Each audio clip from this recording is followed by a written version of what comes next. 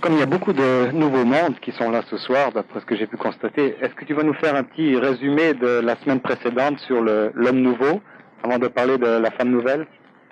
Non. C'est intéressant, on gagne du temps.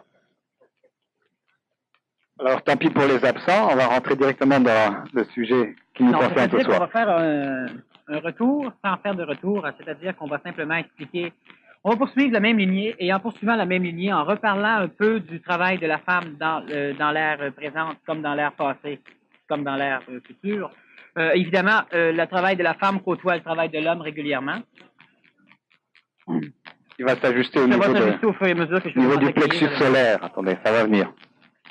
En ce qui fait qu'étant donné qu'on va suivre le cheminement du travail de la femme, on va automatiquement suivre celui de l'homme et automatiquement, sans reprendre les mêmes mots, sans reprendre les mêmes explications, on va revenir sur ce qu'on a dit la semaine dernière, à l'insu de tous ceux qui étaient là la semaine dernière et pour le bénéfice de ceux qui n'y étaient pas. D'accord. Ce qu'on appelle être hypocrite. Ou diplomate, c'est la même chose. Alors évidemment, c'est préférable, encore une fois, d'avertir le public nouveau, je ne sais pas si ce sont des hommes nouveaux, mais le public nouveau, de ne pas s'attendre à comprendre tout le vocabulaire que je vais employer, si c'est un vocabulaire qui est nouveau, qui est neuf, et c'est une chose qui est naturelle et normale, je le répète de temps en temps, et même chez les anciens, disons ceux qui viennent de temps en temps, c'est de temps en temps, il faut que j'emploie souvent de temps en temps parce que c'est un mot qui est bien compris, difficile à comprendre l'importance d'un nouveau vocabulaire lorsque l'on veut essayer d'exprimer des choses nouvelles. On ne peut pas toujours faire référence à une étymologie ancienne, à un ancien vocabulaire, pour essayer d'expliquer des choses qui n'ont jamais été comprises dans l'Antiquité. Et si elles n'ont jamais été comprises dans l'Antiquité, elles n'ont jamais été communiquées non plus. Si on fait référence à certains grands initiés qui avaient communiqué certaines connaissances, ils les avaient communiquées par le dessin. Ils les avaient communiquées dans des rites.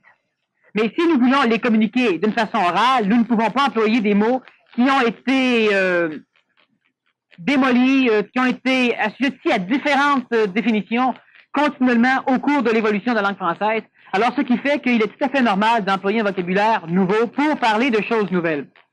Si une personne me suit un tant soit peu de temps, elle finit par intégrer complètement le vocabulaire nouveau et elle peut commencer à comprendre des choses nouvelles.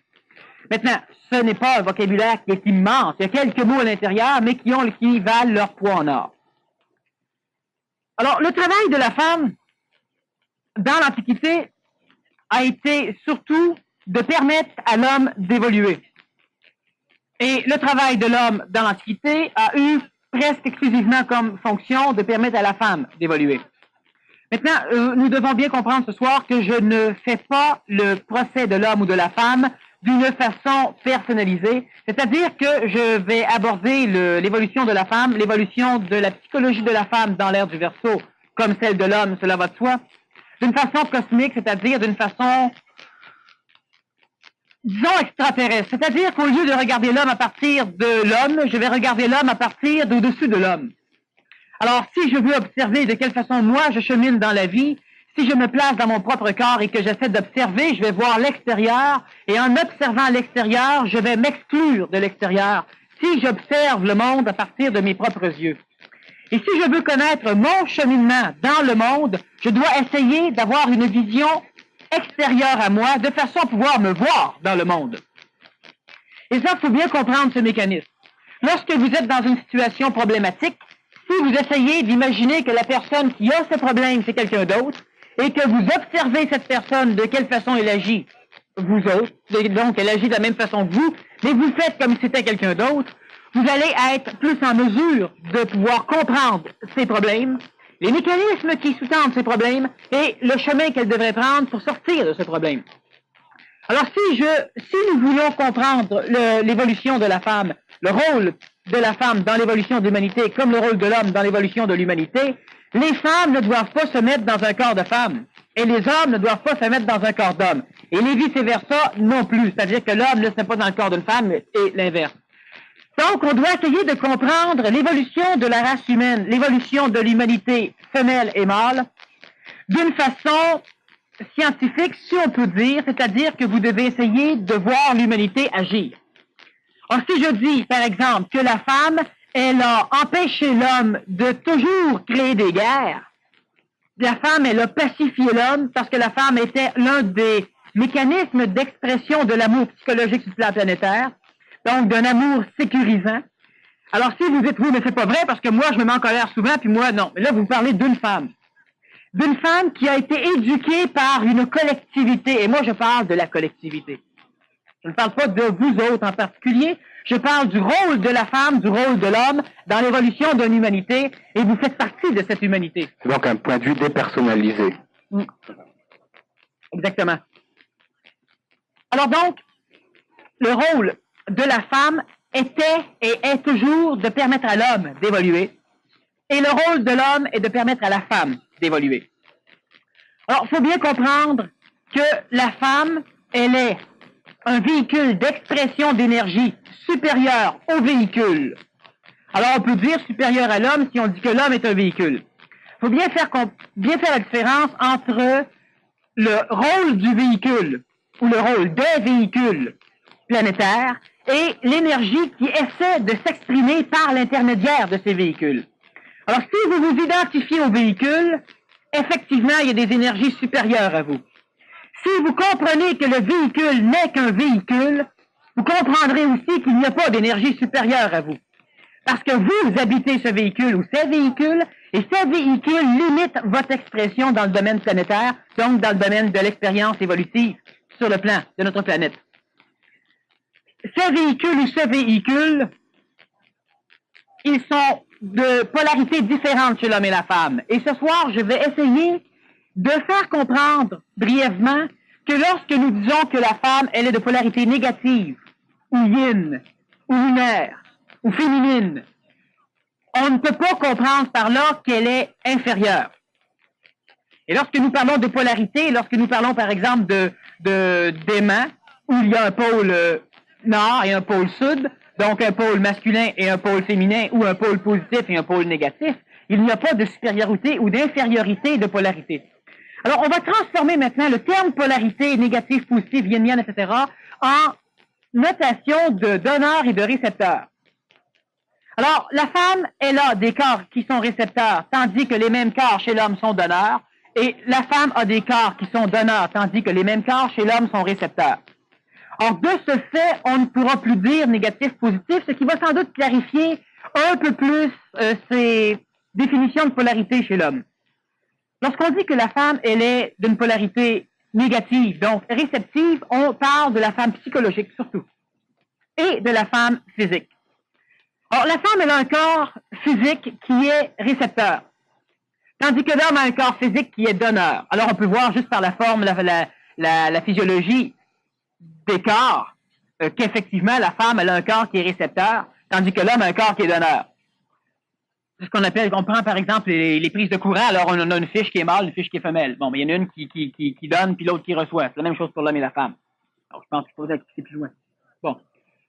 Au niveau du plan vital, au niveau du plan de la vie, il faut bien comprendre que le plan vital, c'est ce qui différencie chez l'homme, donc chez la femme, chez l'humanité, une humanité morte d'une humanité vivante. Un homme mort, un cadavre d'un homme endormi.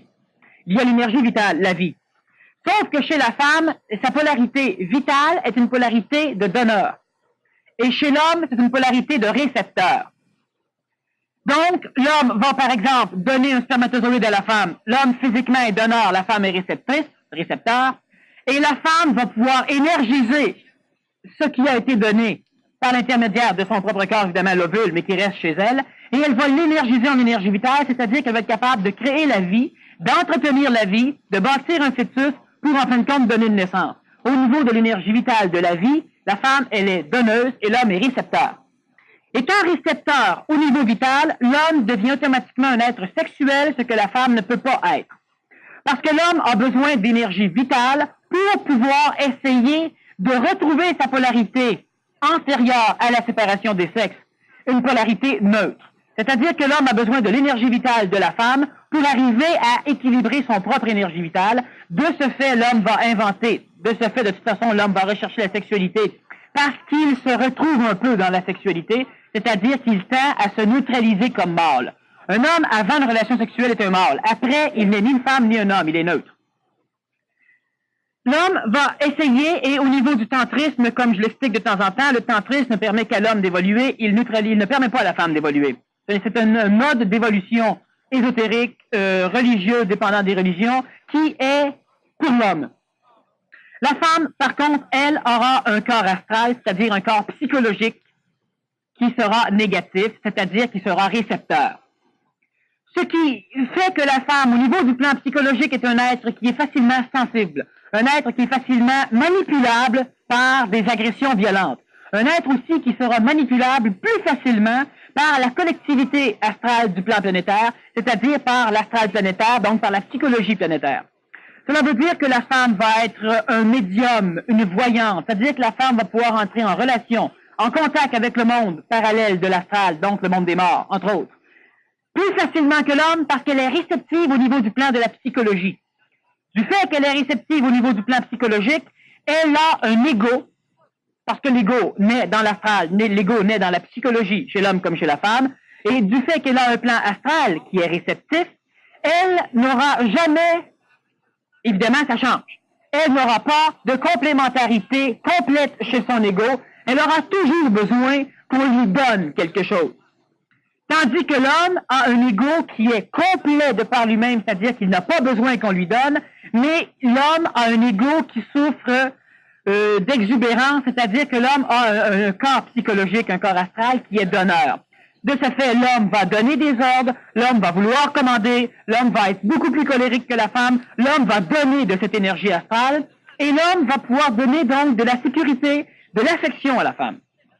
Ce que la femme a besoin en retour. Ce qui fait évidemment que le plan de la relation entre l'homme et la femme, chez la femme, va se faire au niveau du plan psychologique récepteur, au niveau de l'amour, au niveau de l'affectivité, et l'homme va se faire surtout au niveau du plan, dans la même relation, surtout au niveau du plan sexuel, donc de recherche d'énergie vitale. Alors la femme, elle a besoin de la présence physique de l'autre, mais pas de la relation sexuelle. Elle peut à un moment donné, par éducation, en avoir besoin, mais on parle fondamentalement. Donc, la femme a besoin de la présence d'un autre et elle a besoin de l'affection psychologique de l'autre. Tandis que l'homme a besoin, lui, de l'énergie vitale de la femme et de la faculté qu'a la femme de générer chez l'homme une énergie mentale. Et ça, c'est quelque chose de neuf, disons, qui n'a pas encore été abordé d'une façon moindrement expliquée. La femme, elle a la faculté de permettre à l'homme de développer un corps mental, donc la femme rend l'homme intelligent. Tandis que l'homme ne rend pas la femme intelligente, l'homme rend la femme sécure. Évidemment, plus les contextes sociaux évoluent, plus il y a de mélange à travers les hommes, plus les manipulations sociales se font sentir, et évidemment, on a des perturbations à ce niveau-là.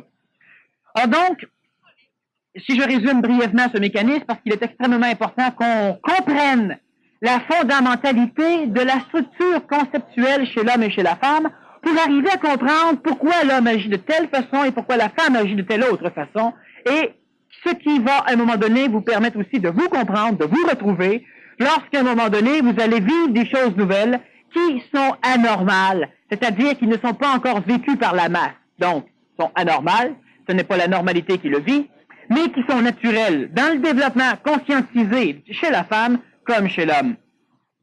Autre chose, si on veut savoir si l'énergie supramentale, par exemple, est polarisée, féminine ou négative, elle est neutre, elle n'est pas polarisée. Par contre, lorsqu'elle sera reçue par la femme, elle aura une expression polarisée par les corps féminins, et lorsqu'elle sera reçue par l'homme, elle aura une expression polarisée par le corps de l'homme. Je voulais te demander si on pouvait résumer ça de la façon suivante, surtout dans la dernière tranche de tes explications. Est-ce qu'on peut dire que l'homme comble les carences affectives de la femme, alors que la femme comblerait les carences mentales de l'homme? Voilà. Alors, la semaine dernière et d'autres conférences, on a vu brièvement, maintenant encore une fois, ceux qui auraient de la difficulté à percevoir parce que le vocabulaire est neuf ou des choses sont nouvelles. Premièrement, on a déjà 85 ou 86 fois 2. On a de toute façon presque 200 heures de conférences de fait sur différents sujets et on a des titres. Alors à un moment donné, si vous voulez fouiller un peu plus, il y a des librairies qui fournissent suffisamment de documentation et il y a différentes conférences de moi ou de d'autres conférenciers qui peuvent quand même donner un petit coup de pouce. Maintenant, c'est important que l'homme arrive à comprendre ce qui se passe chez lui et de quelle façon l'autre agit pour pouvoir cesser de toujours constituer, créer des guerres, des chicanes, des calomnies, des désharmonies, simplement parce qu'il ne comprend pas que l'autre n'agisse pas comme lui. Mais alors que lui-même essaie d'agir comme les autres. Alors donc, il faut bien comprendre ces mécanismes, et ce n'est pas une perte de temps, ce n'est pas une spéculation. Une spéculation ou une philosophie, une discussion de salon, c'est lorsque on parle pour triper, mais qu'on ne peut pas, on n'a rien en pratique, on ne veut pas changer. Mais si on veut changer, on peut changer à coup de pied dans le derrière, mais on peut aussi raisonner, réfléchir, et après, il faut intégrer, il faut essayer de mettre dans la pratique. Il faut observer, il faut laboratoriser, c'est-à-dire qu'il faut essayer de voir la vie comme étant une école ou un laboratoire pour voir que les choses que nous avons compris, imaginées ou appris, ça marche ou ça marche pas. Mais pas seulement en regardant une ou deux personnes et en essayant de ne pas se juger. Vous devez vous placer dans le monde des vivants et vous exclure pour voir comment vous agissez vous autres aussi. Parce que si l'ego de l'homme ou de la femme est trop puissant, que elle, c'est le nombril du monde, et elle observe le monde à partir d'elle. Elle va juger le monde à partir de ce qu'elle est, elle. Donc, elle ne pourra pas connaître le monde, cela va de soi. Alors, si on résume brièvement, l'homme comme la femme, lorsqu'il est jeune, il le reçoit, probablement il a un corps physique, donc à partir de la naissance. Et jusqu'à l'adolescence, la glande pinéale, le système endocrinien est relié à la glande pinéale, va sécréter des hormones qui vont empêcher la sexualité chez l'enfant d'apparaître, que ce soit féminin ou masculin. Et cette sexualité va permettre à l'énergie vitale chez l'enfant de pouvoir se canaliser surtout vers le cerveau et vers le centre laryngé, donc le centre de la parole, pour pouvoir permettre une programmation suffisamment supérieure, suffisamment avancée de la conception cérébrale, neurologique et aussi au niveau de l'expression énergétique du mental pour permettre à l'enfant de devenir un être qui aura une intelligence suffisamment avancée. À partir de l'âge de presque 12 ans, maintenant, la fille, c'est un peu plus rapide parce que la femme n'a pas besoin, comme l'homme, d'avoir un mental ou une cérébralité d'une nature aussi développée. Ça ne veut pas dire que la femme est moins intelligente, ça n'a aucun rapport. On va revenir sur ce que ça apporte à l'homme d'avoir un cerveau mieux programmé ou plus enclin à exprimer des énergies. Il faut bien comprendre que le cerveau, que l'énergie mentale chez l'homme est une énergie qui est réceptive, tandis que l'énergie mentale chez la femme est une énergie qui est donneur. Alors, si on revient, le corps physique chez la femme est récepteur, le corps vital est donneur, elle entretient la vie, le corps psychologique est récepteur, elle a besoin d'affection, le corps mental est donneur. Le corps de l'homme, le corps physique est donneur, le corps vital est récepteur. Il a donc besoin de l'énergie de la femme, aussi parce qu'il lui manque d'énergie vitale pour construire son cerveau. Il a un corps psychologique qui est donneur et il a un corps mental qui est récepteur, ce qui va permettre à l'homme d'entrer le premier en contact avec les énergies supramentales parce qu'il a un corps mental récepteur, ce que la femme n'a pas. Alors donc, l'homme a besoin de la femme, premièrement, que la femme lui donne de l'énergie vitale parce que cette énergie vitale va permettre à l'homme de construire ce corps mental. Donc, d'aider le corps mental, ce qui fait que l'homme reste un être sexuel au niveau de l'énergie vitale. Et évidemment, pour aller la chercher, il a besoin de passer par l'intermédiaire du plan physique, donc des relations sexuelles. Alors, ce qui fait que la femme, elle aura besoin, la femme, elle a un ego, elle a un corps, elle a une âme qui souffre de plusieurs aspérités, de plusieurs trous, de dépression, qui devraient être comblés par le surplus dans le plan psychologique ou dans le plan astral de l'homme. Ce qui n'est pas faisable. Par contre, cela crée un mécanisme, cela crée une dynamique d'évolution qui fait que la femme bouge dans un sens, la recherche de l'affection, la recherche de l'amour, et que l'homme bouge dans un autre sens, la recherche de l'énergie vitale, ce qui rend l'homme sexuel. Si la femme serait de même polarité que l'homme, donc si la femme aurait besoin de l'énergie vitale de l'homme sexuel, donc si la femme serait sexuelle, et si l'homme serait sexuel, dans la relation sexuelle, les deux s'auto-voleraient de l'énergie vitale, il ne se passerait rien. Et autre chose, lorsqu'on aurait un enfant, personne ne s'en occuperait. Pour la simple raison que c'est la femme qui crée l'amour, et c'est la femme qui va vouloir créer le lien familial, c'est la femme qui va vouloir avoir l'enfant, c'est la femme qui va le porter, c'est la femme qui va le créer, pas juste au plan physique et vital, mais au plan psychologique, et c'est la femme qui va aussi s'en occuper par après. D'ailleurs, c'est elle qui va allaiter. Il y a eu un temps où la femme avait une polarité différente de celle qu'elle a présentement, et l'homme s'occupait des enfants, même si la femme donnait vie. Mais ça, c'est autre chose, on parle de notre temps présent, et quelque peu passé.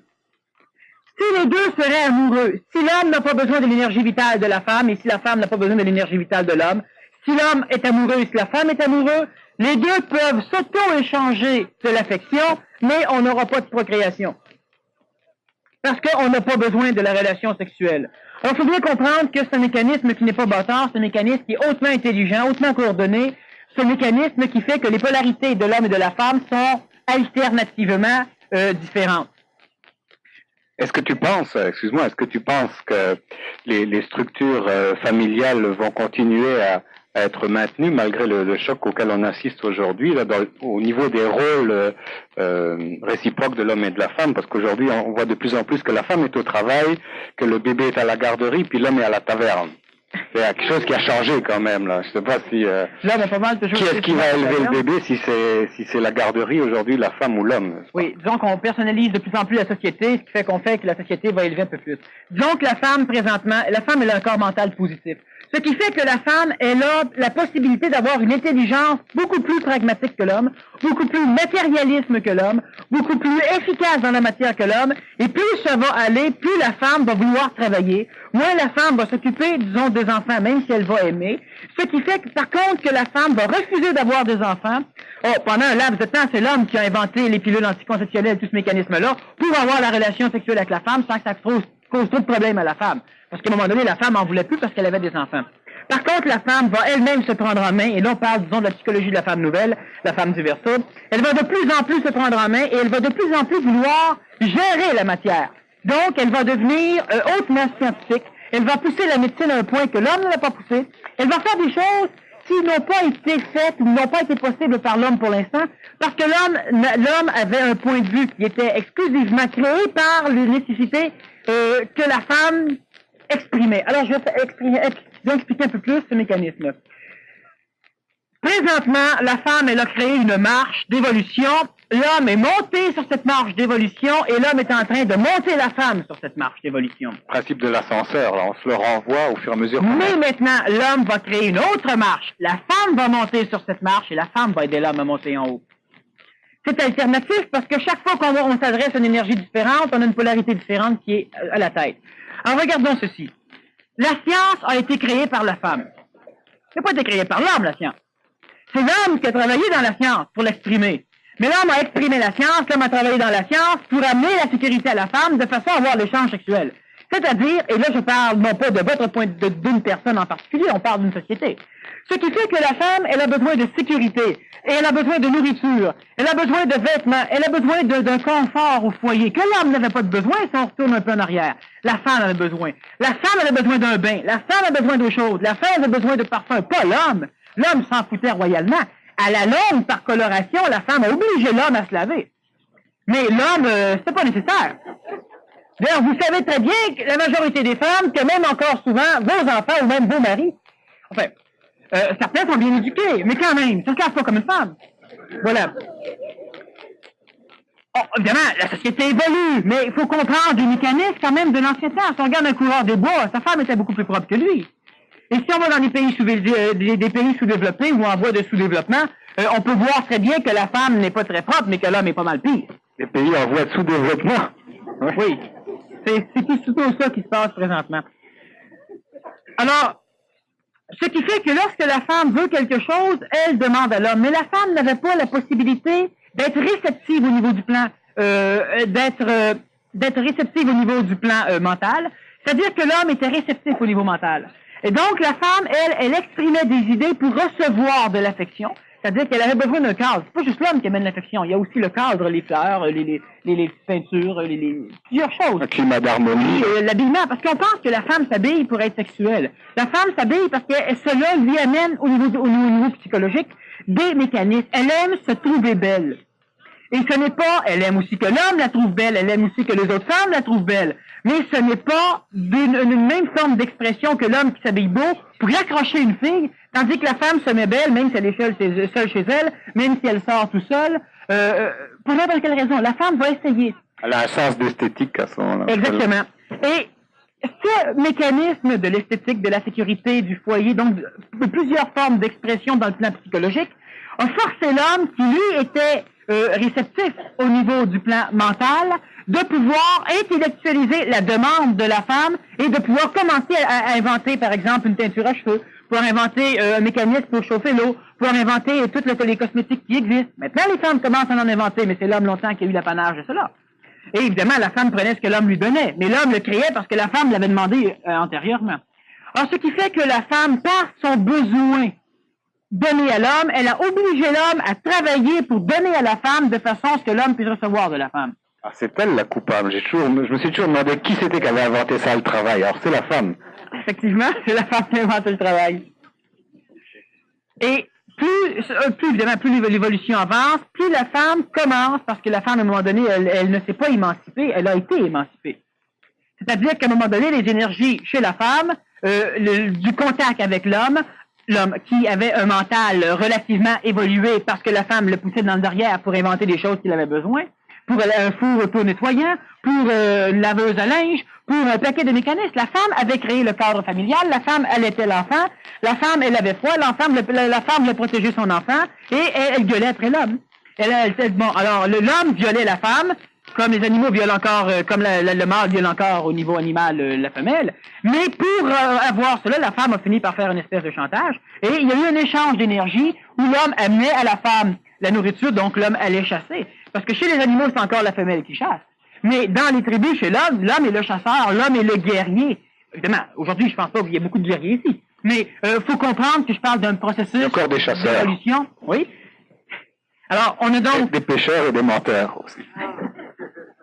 Alors, ce qui fait que plus on va avoir de besoins que la femme va exprimer à l'extérieur pour échanger avec l'homme de son énergie vitale, donc plus l'homme va devoir travailler pour inventer, pour satisfaire la demande de la femme, ce qui va obliger l'homme à avoir un intellect hautement développé, une énergie mentale de plus en plus développée, de plus en plus réceptive, donc de plus en plus inventeur. Je ne dis pas créateur pour l'instant, mais disons inventeur.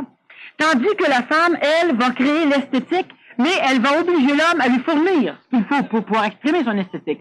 Donc, continuellement, la femme, parce qu'elle demandait à l'homme en échange de la relation avec elle et l'homme, que ce soit au niveau du plan, surtout au niveau du plan sexuel, elle a obligé l'homme elle a construit une marche pour l'homme qui a la possibilité d'avoir l'énergie mentale. L'homme a été obligé de monter dessus et l'homme a commencé à fournir à la demande psychologique de la femme des choses matérielles pour pouvoir la satisfaire. Et évidemment, l'homme en bénéficie. Sauf que l'homme s'en contente très rapidement, tandis que la femme ne s'en contente pas. Alors, ne s'en contentant pas, elle redemande toujours et l'homme recrée continuellement. Alors, évidemment, dans une société comme la nôtre, où à un moment donné, on a aussi une valeur, disons, monétaire, qui finit par camoufler, par subtiliser le mécanisme de demande de la femme, on finit par penser que ce n'est plus ça, c'est parce qu'on veut vendre.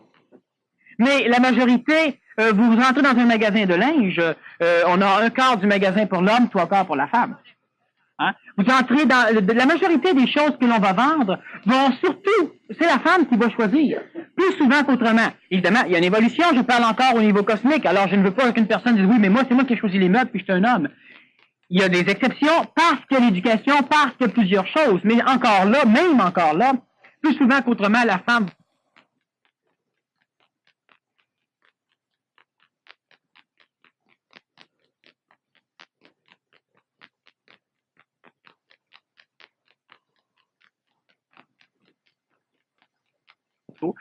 va choisir le décor de la maison, la femme va vouloir changer des choses, et l'homme va travailler au service de la femme. C'est ce que toujours l'homme a fait. Sauf que la femme, présentement, elle est rendue à un niveau où elle est capable de supporter sa polarité d'honneur au niveau mental, donc sa non-réceptivité mentale. Elle a maintenant tellement appris qu'elle est capable, et de plus en plus, la femme va vouloir se prendre en main. Évidemment, on parle du contexte industrialisé, le contexte dont le plus évolué au niveau de la planète, le contexte surtout nord-américain, où la femme va vouloir de plus en plus se prendre en main, se séparer du mécanisme qui l'oblige à recevoir de l'émotivité de l'homme. Donc la femme va vouloir se séparer de l'homme. Elle va, si elle ne comprend pas, penser que l'homme est juste un cochon. Si elle comprend, elle va comprendre les mécanismes d'échange d'énergie. Parce qu'évidemment, il faut comprendre des choses. Mais la femme, de plus en plus, va devenir une personne qui va être capable, et beaucoup mieux que l'homme, d'organiser la matière. Il n'y aura pas de guerre. Si on dit, oui, mais dans l'Antiquité, non, je parle dans l'avenir, lorsque la femme va organiser la matière, il n'y aura plus de guerre possible. Parce que la femme n'est pas une guerrière. Elle peut défendre des choses, mais la femme est régie par un plan qui est beaucoup plus organisé, ordonné, que le plan de l'homme au niveau mental, où l'homme veut continuellement se prouver La femme, elle peut être éduquée à vouloir se prouver. Mais la femme ne compétitionne jamais autant que l'homme. C'est au niveau de la protection, hein, tandis que l'homme, c'est au niveau de l'agression. Exactement. L'homme va vouloir agresser pour se prouver. La femme n'a pas besoin de se prouver de la même façon que l'homme. Alors, la psychologie de la femme nouvelle va amener la femme, premièrement, à pouvoir comprendre la matière aussi bien que l'homme. On aura des femmes qui vont être mécaniciens aussi bien, sinon mieux que l'homme. On aura des médecins, d'ailleurs, ça a pris un certain temps avant que la femme devienne médecin, avant que la femme devienne juge, avant que la femme commence à conduire une auto. Et on n'a pas plus, en pourcentage, on n'a pas plus d'accidents avec la femme qu'avec l'homme. C'est plutôt l'inverse. Parce que la femme, elle est beaucoup plus ordonnée. Le seul handicap de la femme présentement, c'est qu'elle est encore énormément régie par le plan de son émotivité. Ce qui fait que si tu fais peur à une femme qui chauffe une auto, elle peut avoir un accident. Mais pas parce que les femmes en état d'ébriété qui conduisent un char sont rares, à maudit. Alors pas parce que la femme se coordonne mal. Parce qu'émotivement, elle peut être prise. Alors une femme peut se battre si émotivement elle est prise, l'homme va se battre si tu l'insultes, l'homme va se battre si tu brises une chose matérielle, la femme elle va parlementer, elle va faire d'autres choses. Alors c'est totalement différent en ce qui concerne l'un et l'autre, mais ça permet à l'un et l'autre de s'entraider. L'homme ayant un mental qui est énormément récepteur, c'est lui qui va être le premier à transformer la matière pour répondre aux besoins de la femme. C'est quand même la femme qui oblige l'homme à travailler pour elle, donc qui oblige l'homme à travailler avec son énergie mentale, donc qui oblige l'homme à devenir mental ou intelligent, disons intellectuel pour l'instant. L'homme ayant un mental récepteur, c'est l'être le premier qui va entrer en contact avec les énergies que nous appelons extraterrestres ou extraplanétaires, avec premièrement l'énergie supramentale, c'est-à-dire l'énergie du mental supérieur, qui pourrait être rapprochée à l'énergie de l'Esprit Saint ou du Saint-Esprit au niveau de nos écrits antérieurs. Venite Creator Spiritus, c'est ça? Ouais. Alors, si tu regardes... Il n'y a personne qui rit, hein, t'as remarqué quand on dit quelque chose en latin, figé dans le sacré. Ouais. Entre nous. Alors, ce qui arrive, c'est que l'homme... Pourquoi, par exemple, souvent on se plaint que... Prenons les tableaux ici. Comment ça se fait qu'il n'y a pas de femmes dans les grands initiés? Il y a bien des hommes en jupon ou en robe, hein, mais il n'y a pas de femmes dans les grands initiés. Ouais. Pour la simple raison que la femme ne pouvait pas entrer en contact avec l'énergie supramentale. C'était impossible. Et présentement, la femme ne peut pas, de par son propre énergie, entrer en contact avec l'énergie supramentale parce que la femme n'a pas un mental réceptif. Donc, elle ne peut pas recevoir de cette énergie. Par contre, la femme va de plus en plus pouvoir bénéficier et baigner dans l'énergie supramentale parce qu'elle oblige l'homme, par la création du corps mental de l'homme, à aller chercher cette énergie. Alors, donc, dans l'Antiquité, on n'avait pas d'humanité mentale. On avait quelques rares exceptions qui étaient des hommes. Et même si la femme avait une particularité, celle de pouvoir engendrer un homme extraordinaire, ou encore celle de pouvoir être plus voyant parce qu'elle était en contact par son plan psychologique avec le monde de l'astral. Donc, elle pouvait rencontrer des anges, elle pouvait rencontrer des archanges, elle pouvait avoir des contacts avec des supposément expressions divines parce qu'elle avait cette possibilité d'être réceptive dans le plan de l'astral, ce que l'homme n'avait pas. L'intuition aussi. L'intuition, c'est ça. C'est une définition, donc c'est un synonyme de tout ce que je viens de dire. C'est l'intuition féminine. Tandis que l'homme, lui, avait beaucoup plus d'intellect, un raisonnement beaucoup plus matériel, mais non pas nécessairement esthétique comme la femme. Alors, on peut presque penser que la femme, elle serait plus ordonnée que l'homme dans tout son schéma évolutif, mais elle est plus manipulable que l'homme dans un plan psychologique, tandis que l'homme serait moins ordonné, mais l'homme peut avancer plus vite. Je sais pas si dans les deux, c'est la femme qui est la plus manipulable. Moi, j'ai l'impression que c'est le contraire. Non? Parce qu'au travers de tout ce que tu me dis, là, on sent qu'en fait, c'est la femme qui guide l'homme. Oui. C'est elle qui le manipule. Va me chercher ceci, va me chercher de l'intelligence, va me chercher du mental, va me chercher ça. Attention, avec cette différence, c'est que la femme, elle est manipulable par le plan de l'astral collectif, tandis que l'homme est manipulable par la femme. OK, alors c'est ce qui est différent. C'est sa faiblesse, c'est son talon d'Achille. Son énergie vitale à l'homme. Son talon d'Achille, justement, c'est même très bien, le talon d'Achille, c'est ce qui a tué Achille, et c'était sa vie qui est sortie par là. Et effectivement, le talon d'Achille de l'homme, c'est son énergie vitale. L'homme a besoin de l'énergie vitale de la femme, et il pourra aller la chercher seulement dans une relation sexuelle. Alors, ce qui fait que, et je ne veux pas mettre toute la relation entre le couple au niveau de la sexualité, simplement que l'homme, à un moment donné, par son apprentissage, par le contact avec sa femme, par son éducation, par son évolution, finit aussi par se contenter d'une relation sexuelle une fois par mois ou une fois par 6 mois. Mais on parle, dans la majorité des cas, si un homme s'ennuie pendant une semaine, 2 semaines, 3 semaines, à un moment donné, il va finir par se créer une relation sexuelle ou aller en chercher une. Tandis que si la femme s'ennuie, elle va chercher un contact, elle va chercher à faire d'autres choses, ou elle va tomber dans une dépression, mais ce ne sera pas la même expression que l'homme.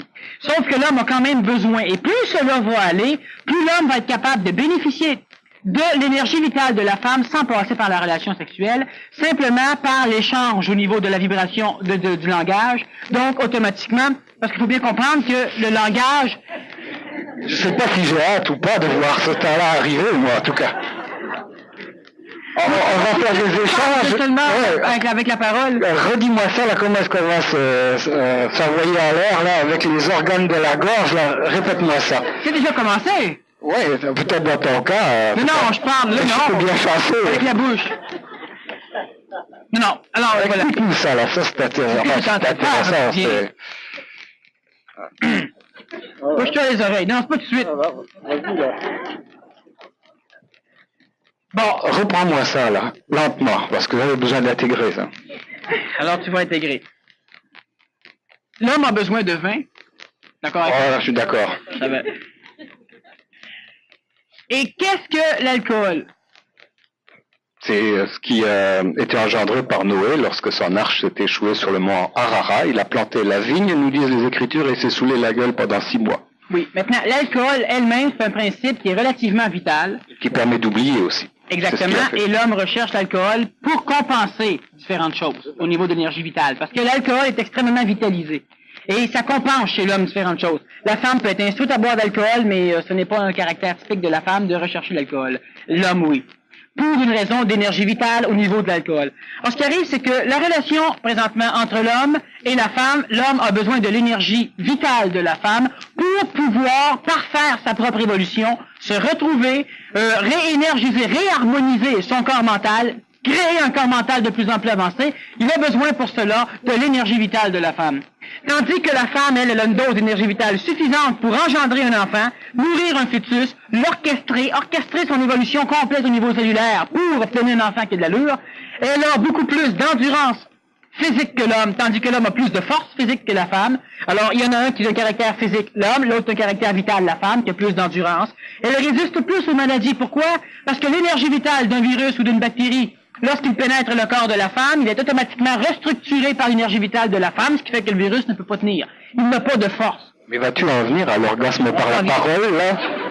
Mais il y en a déjà qui vivent ça. Adolf Hitler avait un orgasme lorsqu'il faisait... Non, mélange-moi pas, là. Tu me parles de l'alcool et tout ça, là. C'est la relation sexuelle au niveau de la parole que je ne comprends pas. Oui, mais vas-y. Parfait. Mais là, j'explique longtemps pour que tu comprennes. Ouais, c'est peut-être pas la meilleure des choses. Ça va. Tu vas pouvoir continuer quand même à rester ce que tu es. Merci. Tant que tu ouvres des femmes. J'ai l'échappée belle. Tant que tu ouvres des femmes. On n'en manque pas. Pour l'instant. Alors, ce qui arrive, c'est que cette énergie que l'homme a besoin pour pouvoir se construire, cette énergie vitale, la femme n'en a pas besoin. Par contre, la femme, elle a besoin, elle, pour arriver à parfaire son intégrité mentale, à parfaire sa solidité dans le plan humain, sa solidité dans le plan planétaire, sa solidité expérientielle, elle a besoin de combler une lacune qui est au niveau du plan psychologique. Et l'échange entre l'homme a comme fonction d'aider la femme à évoluer, c'est-à-dire que l'homme est capable de combler cet échange, mais c'est toujours comblé d'une façon relativement contrôlée pour que la femme n'arrive pas à s'en sortir, de façon à ce que l'homme puisse toujours avoir de la femme ce que l'homme n'a pas. Et la femme ne donne pas à l'homme ce qu'il faudrait à l'homme pour que l'homme s'en sorte, de façon à ce que la femme puisse continuer à manipuler l'homme pour que l'homme lui amène ce que la femme n'a pas. Alors ça crée évidemment le contexte de chicane, ça crée le contexte de... Tous les problèmes qu'on a entre la relation entre l'homme et la femme sont de cet ordre-là. La culpabilité, la manipulation et tous les mécanismes qui font que la femme ne veut pas trop donner. Parce que si elle donne tout à l'homme, l'homme est satisfait. La femme n'a plus rien. Et si l'homme donne tout à la femme est satisfaite, puis le bonhomme est tout seul, il n'y a plus rien. Alors, ce qui fait qu'on donne juste un peu pour recevoir juste un peu, puis ça marche comme ça. En évolution, les deux s'entraident, mais les deux se nuisent parce que les deux ne savent pas ce qu'est l'évolution. Lorsque la femme va trouver un homme ou lorsque l'homme va trouver une femme qui sont capables de s'auto-donner ce qu'ils ont besoin pour enfin être libres, ils pourront travailler sur le plan d'intelligence ensemble, mais plus non plus être régis par le plan de la manipulation entre le couple, de la culpabilité, tout ce mécanisme-là. Ce qui va arriver, c'est qu'à un moment donné, l'homme va être capable d'aller chercher une forme d'énergie vitale simplement par la relation de parole, tombe pas sur le derrière, reste assis, la relation de parole entre l'homme et la femme, c'est-à-dire que l'homme va être capable de dire « Tiens, mais la femme est aussi brillante que nous autres. » Puis là, maintenant, moi, je m'assois avec une femme, puis je pense pas un coup au lit, j'ose avec, je discute avec, puis ça me satisfait. Ça va. Puis à un moment donné, évidemment, l'homme va arriver à procréer, mais non pas seulement à faire des relations sexuelles pour passer le temps. L'homme et la femme, on va parler du couple nouveau, lorsque je vais être revenu du Pérou, on parle dans l'avenir, mais l'homme et la femme vont arriver à être capables de faire des choses, tous les deux pour la même raison. Lorsque l'homme et une femme se rencontrent pour la première fois ou lorsqu'ils discutent, l'homme a une raison, la femme a une raison, et tous les deux jouent un jeu qui, à un moment donné, finit mal ou finit bien. Apparemment bien, ou très mal. Et à un moment donné, l'homme va être capable de rencontrer des femmes, de rencontrer des hommes, il y aura un échange énergétique qui sera suffisant pour l'homme, suffisant pour la femme, et qui aidera la femme et qui aidera l'homme. Et lorsque deux individus comme ça pourront se rencontrer, on pourra dire que ce sont peut-être deux individus qui pourront s'unir et vivre le restant de leur vie ensemble parce que jamais ils vont se séparer. Ils n'auront pas besoin de se séparer parce qu'ils n'auront pas l'impression à un moment donné que l'autre ne leur apporte plus ce qu'ils veulent. Et ils ne passeront pas toute leur vie à dynamiser le couple de façon à ce que l'autre y donne, parce que l'autre, en tout cas, toute la manchure au complet du couple conventionnel qui fait qu'on a un marasme, mais qui est nécessaire, même s'il n'est pas nécessaire, qui est obligatoire, qui est un état de choses, parce que la femme ne comprend pas et l'homme ne comprend pas les différences fondamentales de leur existence et les rôles qu'ils ont à jouer l'un envers l'autre et les manipulations organiques ou orchestrées par l'expression des plans planétaires, que ce soit physique, vital, etc., qui obligent l'homme et la femme à s'auto-culpabiliser, à s'auto-manipuler de façon à avoir de l'autre ce que chacun n'a pas. Et comme je te dis, si la femme donne tout à son homme, le bonhomme, il veut plus rien savoir de la femme, il est correct. Tant qu'il n'aura pas besoin, ça va bien aller. Sauf si l'homme arrive à un plan d'évolution suffisant où il comprend l'harmonie et les nécessités de la femme, ce qui est déjà le début de l'homme transitif, où l'homme et la femme vont comprendre l'autre. Évidemment, la femme va donner du sexe à son bonhomme va donner de l'affection à sa femme, et ils vont comprendre. Et l'homme va donner de l'affection, il va aimer ça, parce qu'il comprend ce qui se passe. Et la femme va aussi donner à l'homme de l'énergie vitale, parce qu'elle comprend ce qui se passe chez l'homme. Puis à un moment donné, la femme et l'homme vont être capables de se rencontrer comme deux êtres différents mais égaux. C'est-à-dire que ce ne seront pas une rencontre en vue d'une manipulation future, une rencontre en vue d'un résultat que l'autre ignore, on va essayer de l'organiser pour l'avoir, si je l'ai eu. Mais ça va disparaître au niveau de l'homme nouveau, au niveau de la femme nouvelle, on ne saura pas. On se pognera pas. Ça sera plus ma femme, ça va être Joséphine. Ça sera plus mon mari, ça va être Albert. Ça sera plus mon enfant, ça va être Pierre. Mais il y a plusieurs choses qui vont changer. Et la femme, elle va orchestrer beaucoup plus l'évolution matérielle de l'homme parce que l'homme a de la difficulté à faire, parce que l'homme, il orchestre en fonction de la psychologie de la femme. Et lorsque la femme va changer son contexte psychologique, lorsque la femme va être capable de s'aider elle-même au niveau du plan psychologique, ce qu'elle est en train de faire, alors l'homme ne sera plus capable d'orchestrer la matière parce qu'il n'aura plus de cheminement amené par la femme. L'homme ne saura pas quoi faire avec la matière parce que l'homme n'a pas besoin de matière. Au niveau du plan psychologique, il en aura besoin pour d'autres raisons, mais ça, il ne le verra pas tout le temps. La femme l'a toujours vu. L'intelligence de la matière et l'utilité de la matière, même si elle est extrêmement colorée par des mécanismes hautement psychologiques, hautement astrales, c'est quand même la femme qui a amené ça. Donc, je comprends que dans une phase de mentalisation, à ce moment-là, qui se fait au détriment du corps astral, il y a donc moins d'astralité dans l'un et l'autre des partenaires puisqu'ils se mentalisent, donc il y a moins de besoins astro, donc de besoins sexuels, etc. Ça va se faire tout naturellement, ça sans choc progressivement. On peut pas développer ça, ça va se faire. Donc il y a un lien qui s'établit au niveau du mental, ou on va dire de l'esprit, plutôt que de plexus solaire à plexus solaire dans la relation. Donc ça n'enlève pas une possibilité de continuer la relation sexuelle, mais elle va être plus axée sur la procréation. Spécifiquement. Là, ça peut faire disparaître des sentiments comme la jalousie, des choses comme ça. Ça peut rester. Si les êtres sont on se rend compte qu'on discute tous les deux, et lorsqu'on a fini, moi je m'en vais, je dors bien. D'être jaloux de quoi ou de qui? Et lorsque la relation se fait au niveau de la parole, la femme et l'homme vont comprendre qu'un homme puisse parler avec la voisine. Puis que la femme puisse parler avec le voisin. Ils sont pas jaloux. Pourquoi? Parce qu'ils vont, rendu à ce niveau-là, il faut bien comprendre qu'il est rendu au niveau où l'homme et la femme échangent. Sur tous les plans, pas juste apparemment sur un pour aller chercher l'autre et apparemment sur l'autre pour aller chercher le premier. Sur tous les plans, il ne peut pas y avoir de jalousie parce que l'homme et la femme, rendus à ce niveau-là, donc au niveau de l'intelligence, au niveau de l'homme et de la femme nouvelle, ils comprennent les besoins, les nécessités fondamentales de l'être avec lequel ils vivent. Il a besoin de ça pour évoluer, pour s'améliorer. Si moi je garde tout, je m'améliore, puis à un moment donné, ma femme, je la trouve plus, je sais plus ce qu'elle est. Elle est en bas, elle comprend plus rien. Si ma femme évolue puis qu'elle me prend tout, à un moment donné, elle comprend plus que moi je comprenne plus. Alors, si tous les deux évoluent, tu as besoin de différentes choses, tu dois aller les chercher. Et lorsque l'évolution va se faire au niveau de tous les plans entre l'homme et la femme, lorsque la relation va se faire, l'homme et la femme vont rester, disons, polarisés différemment, sauf qu'ils vont être suffisamment dans leur intelligence pour comprendre le rôle et la nécessité de l'autre. Mais pas juste au niveau du plan psychologique. Ah, mon mari a besoin de temps en temps de coucher au bordel, fait que je le laisse aller. Tu sais, quand il revient, ben là, il est plus en forme. Fait que tu fais un échange pour que lui te ramène plus d'affection. Tu sais, là, il est plus fun à la maison.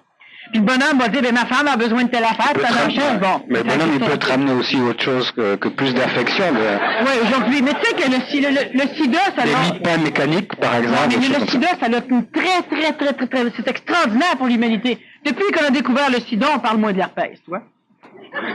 Alors, c'est extraordinaire. Alors que l'homme ramène des choses, c'est parfait, ça. Il y a de la nouveauté là aussi, hein. Il y a de l'imagination dans la vie. Ouais. Ah oui. Alors, ce qui fait que la femme nouvelle est une femme qui va comprendre la matière. De plus en plus, c'est une femme qui va être capable de faire tous les métiers que l'homme a fait, et elle sera au minimum l'égal de l'homme dans l'efficacité dans ses métiers, tandis que l'homme va passer à un autre plan. Alors, on peut presque dire, mais ce n'est pas le cas, que la femme avait une intuition dans le plan de l'astral, tandis que l'homme matérialisait des choses, et que présentement, ou vers l'époque nouvelle, l'homme va avoir une intuition supramentale, tandis que la femme va le remplacer au niveau de la matière. Alors, si à un moment donné, la femme avait les contacts avec des divinités ou des anges, des choses du plan de l'astral, l'homme ne l'avait pas. La femme va s'occuper d'organiser la matière comme l'homme n'a pas réussi à le faire. Par contre, l'homme va être un peu plus dans les nuages, si on peut dire, quoique l'homme va être totalement efficace dans la matière, parce qu'évidemment, l'homme va comprendre comme plus réceptif peut-être aux autres dimensions. Totalement plus réceptif, et c'est par l'homme que l'énergie supramentale va être amenée sur le plan planétaire. Alors, c'est pourquoi on a le Nazarien qui était un homme, c'est pourquoi il y a eu des apôtres, il n'y a pas eu de femmes, c'est pourquoi on a eu, nos grands initiés étaient des hommes, et prochainement, on aura, de plus en plus, on n'aura plus de grands initiés, parce qu'on aura une humanité qui comprend, compréhensive. On aura des femmes qui auront les mêmes possibilités que l'homme, sauf que la femme n'exprimera jamais, comme l'homme, des énergies supérieures qu'elle pourra recevoir. Elle n'a jamais pu le faire, elle ne le fera pas non plus, mais les deux vont exprimer des choses intelligentes. Alors là où on aura besoin d'un couple, il y aura un couple. Et là où on aura besoin d'un homme ou d'une femme, il y aura l'homme et la femme. Mais la femme n'essaiera pas d'être l'égale de l'homme n'essaiera pas d'être l'égal ou supérieur à la femme, et les deux vont pouvoir travailler sans être hypocrites dans leur relation de travail, ou dans leur relation affective, ou dans leur relation familiale, parce que les deux vont être capables de se donner ce qu'ils ont besoin, et de ce fait, si moi je suis contenté, je me fous royalement que ma femme sorte, je peux pas être jaloux.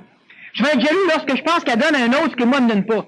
Mais ça fonctionnera plus. Et la femme n'aura pas non plus besoin de courir ailleurs, à gauche ou à droite, ni l'homme non plus, parce qu'ils vont être suffisamment dans leur propre intégralité énergétique. Donc, ces mécanismes-là disparaissent. Alors, on reconnaît la différence de l'un et de l'autre, qui est une complémentarité, là.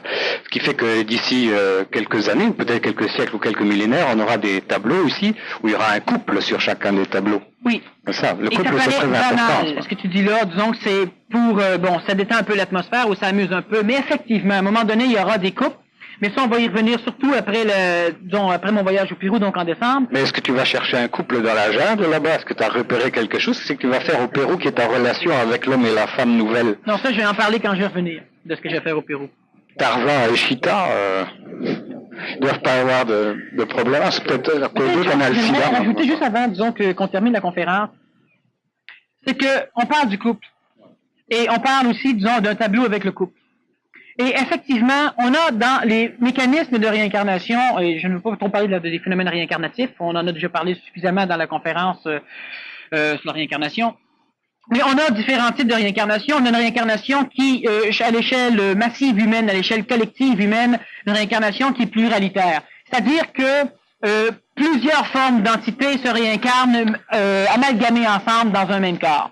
Ce qui crée l'évolution, comme la génétique le fait aussi. Or, ce qui fait qu'à un moment donné, si on a un Beethoven qui apparaît sur la planète, ben il se trouve qu'il y en a un au Japon, il y en a un en Angleterre, il y en a un aux États-Unis. On a plusieurs jeunes prodiges qui sont tous un peu comme Beethoven. Et effectivement, ils sont tous la réincarnation de Beethoven. Beethoven ne s'est pas réincarné dans une entité, parce qu'à l'époque de Beethoven, selon en regard avec l'évolution, disons, de ce bonhomme-là, il ne pouvait pas se réincarner intégralement dans un corps en gardant son individualité, sa personnalité.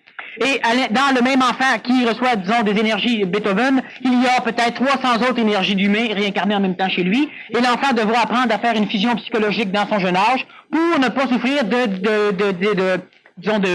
dédoublement de personnalité. De la mémoire, en fait, de tout ce bagage mémoriel. Ce bagage mémoire-là devra être fusionné pour que l'enfant finisse par être un individu.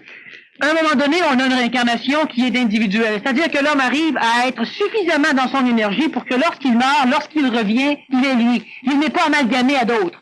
Et à un autre moment donné, on aura une réincarnation fusionnelle, c'est-à-dire que l'homme ne se réincarnera pas, mais il y aura une fusion entre une entité qu'on appelle une femme et une entité qu'on appelle un homme. Alors, lorsqu'on parle du couple, lorsque ce couple-là disparaît, il y a un être qui est maintenant hermaphrodite au niveau énergétique, c'est-à-dire qu'il n'a plus de polarité réceptive ou donneur, et le couple, donc cette femme et cet homme, font un être qui n'est plus une femme et qui n'est plus un homme non plus, et ça évidemment c'est plus loin. Il faut bien comprendre pareil qu'à un moment donné, et je ne fais pas référence à la Bible, même si la Bible fait référence à d'autres choses, qu'à un moment donné, l'humain existait et que de l'humain on a eu l'homme et la femme. Et parce qu'on parle de l'homme et de l'humain, on dit que la femme a été créée de l'homme. La femme a été créée de l'humain et l'homme a été créé de l'humain.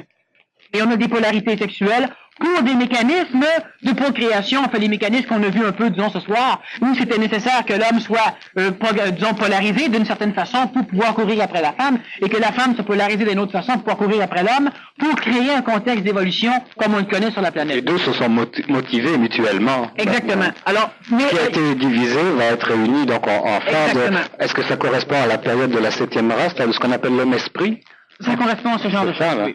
À ce genre d'expression. Alors, la semaine dernière, on avait une question. Si l'homme devient androgyne, donc si l'homme n'est plus sexuel, si l'homme devient immortel, et si l'homme ne se reproduit plus parce que l'homme est immortel, comment vont faire tous les âmes ou tous les esprits qui attendent une réincarnation pour se réincarner? Alors, il faut bien comprendre que si on a 4 milliards d'esprits qui veulent se réincarner, sur ces 4 milliards-là, il y en a très peu qui vont subir une réincarnation individuelle. Donc, tous les autres vont se réincarner d'une façon pluralitaire dans un nombre de corps beaucoup plus limité, et à un moment donné, donc, tout ça se réunit de plus en plus par l'expérience. Exactement comme lorsque tu mets un enfant au monde, il y a une partie de ta génétique, de ton expérience à toi et de celle de toute ta lignée familiale, qui va être mélangée avec celle de ta femme pour donner un enfant. Donc, tu as un mélange de tous ces mécanismes-là pour donner un enfant. Alors, tous les corps physiques de grand-papa à grand-maman, etc., de toi et de tout ça sont réunis dans l'enfant. La même chose pour la mère, ce qui crée un enfant qui a plus de possibilités évolutives parce qu'il a soit plus de tort, mais l'évolution fait que l'homme s'améliore. Il a toutes les qualités de la famille, et c'est le même mécanisme au niveau des réincarnations psychologiques. Alors, on a des réincarnations pluralitaires chez la masse non conscientisée, chez l'homme qui n'est même pas conscient qu'il vit, ou qui n'est même pas conscient de son existence réelle en tant qu'être évolutif. Et on a une réincarnation beaucoup plus individualisée par la suite, et on a une réincarnation fusionnelle par la suite, où là, on n'a plus besoin de procréer parce que l'homme ne meurt plus. Parce que l'homme procrée parce que l'homme meurt. Et l'homme meurt parce que l'homme accumule tellement de mémoire que ces mémoires finissent par le stéréotyper, et ces mémoires sont détruites à la mort de l'homme. Donc, l'homme meurt, les mémoires partent, l'homme revient, il est neuf. Il n'est assujetti qu'aux mémoires sociales qui évoluent beaucoup plus lentement que la mémoire individuelle. Et lorsque l'homme devient désassujetti des mémoires collectives, lorsque l'homme devient androgyne, donc lorsque l'homme devient immortel, l'humain, parce que la femme et l'homme deviennent immortels, évidemment, l'homme n'a plus besoin de procréer, parce que l'homme se réincarne, l'homme est immortel dans la procréation. Parce que l'humanité est immortelle, c'est qu'on comprenne l'immortalité ou non, l'humanité est immortelle. L'humanité, ça fait combien de milliers d'années qu'on procrée? Et la même lignée de vie que nous appelons l'humanité a vécu des milliers d'années. Et même si des parcelles de cette immortalité meurent, apparemment, toi tu revis par tes enfants, et tes enfants revivent par leurs enfants, et toi tu revis par les enfants de tes enfants, et là, l'humanité est immortelle. Et si on dit qu'à un moment donné, si la planète explose, il reste plus d'hommes sur la planète, il faut faire attention, parce que c'est pas des choses qui vont se passer. L'homme va quitter la Terre bien avant l'explosion planétaire. Et les expériences, disons, ce ne sont pas les expériences qui étaient prévues, mais l'expérience cosmique a fait en sorte d'enseigner à l'homme que l'homme était immortel, l'homme était indestructible. Alors, on a, à un moment donné, fait sauter quelques bombes nucléaires, dont une à Hiroshima et une à Nagasaki, et on a des personnes qui, en plein milieu de l'explosion, ne sont pas morts. Parce que l'homme ne peut pas exterminer l'homme. Il peut exterminer des races d'animaux, mais l'homme ne peut pas exterminer l'homme. On n'extermine pas une race. On a essayé avec les Juifs, ça ne fonctionne pas. On a pu constater que des personnes ont résisté non pas seulement à la radioactivité d'une bombe nucléaire comme celle de Hiroshima, mais aussi à l'onde de chaleur, mais aussi à l'onde du souffle. Une personne, elle a vu un cheval se faire désintégrer devant elle, l'édifice en arrière qui était une église est parti en éclats, et elle n'a rien eu. Et il y a eu, dans ces deux villes, on a eu une 50aine de personnes qui n'ont pas été irradiées, qui ne sont pas mortes.